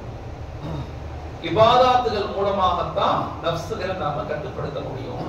நம்முடைய கெட்ட எண்ணங்களை கட்டுப்படுத்த முடியும். அமல்கள் செய்யுங்க. அது கெஞ்ச அமல் செய்யுங்க. தஹஜ்ஜுக்கு எந்திரிக்கணும், திக்ர்கள் செய்யணும், டெய்லி ஒரு பக்கம் குர்ஆன் ஓதுவேன், டெய்லி ஒரு 10 ரூபாய் தான தர்மம் செய்வேன், ஏழைகளுக்கு உணவு வாங்கி கொடுப்பேன். நன்மைகளை அதிகப்படுத்துங்க. தானாக உங்களுடைய நஃப்ஸ் அது பக்குவப்பட ஆரம்பிக்கும்.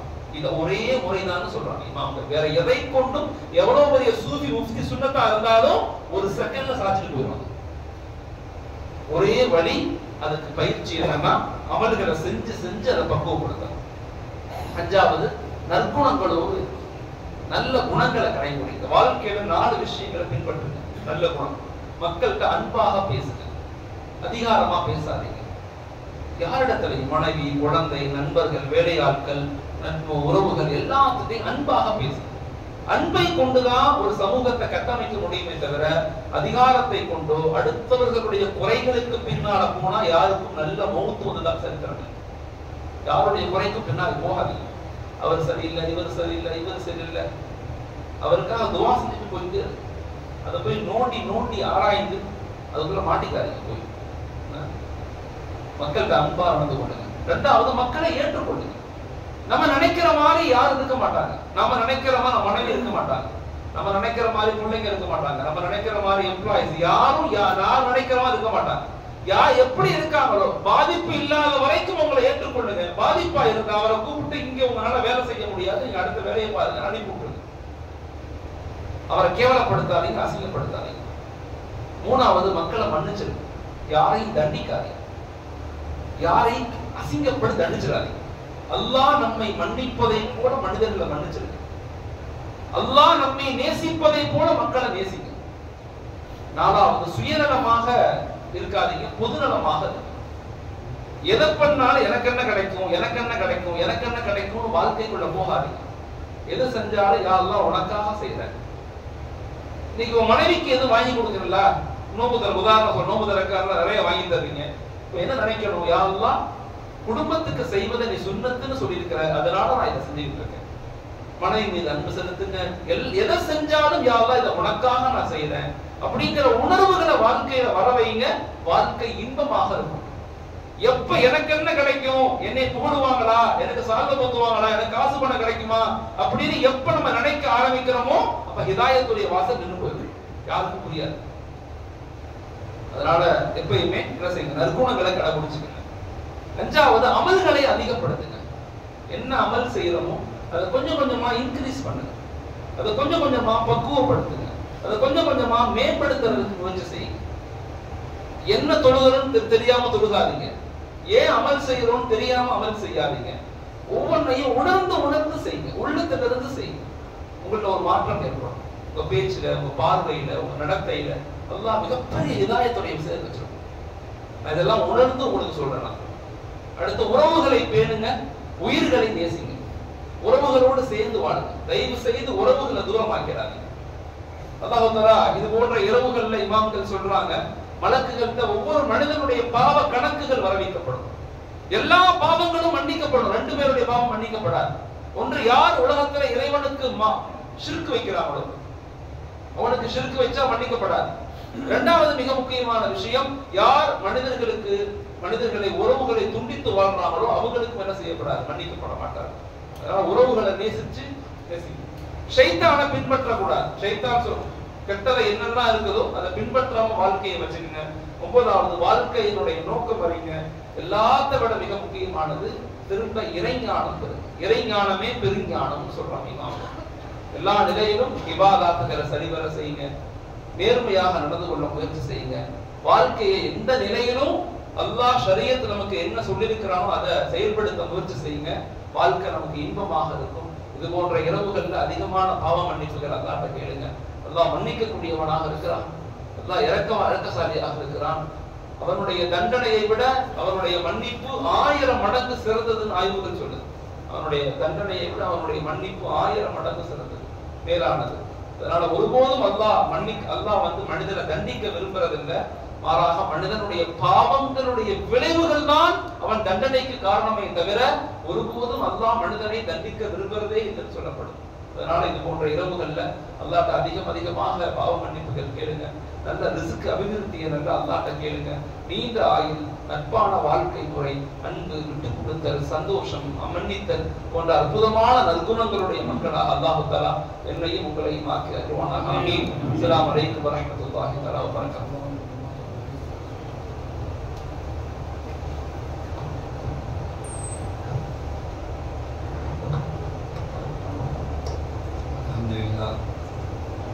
மிக சிறப்பான ஒரு உரை பராத் இரவிலே நமக்கு சிந்திப்பதற்காக வழிபட்டிருக்கிறார்கள். அல்லாஹ் தஆலா ஹஸரத் அவருடைய வாழ்வில் எல்லா விதமான பரக்கத்துகளையும் தருவானாக.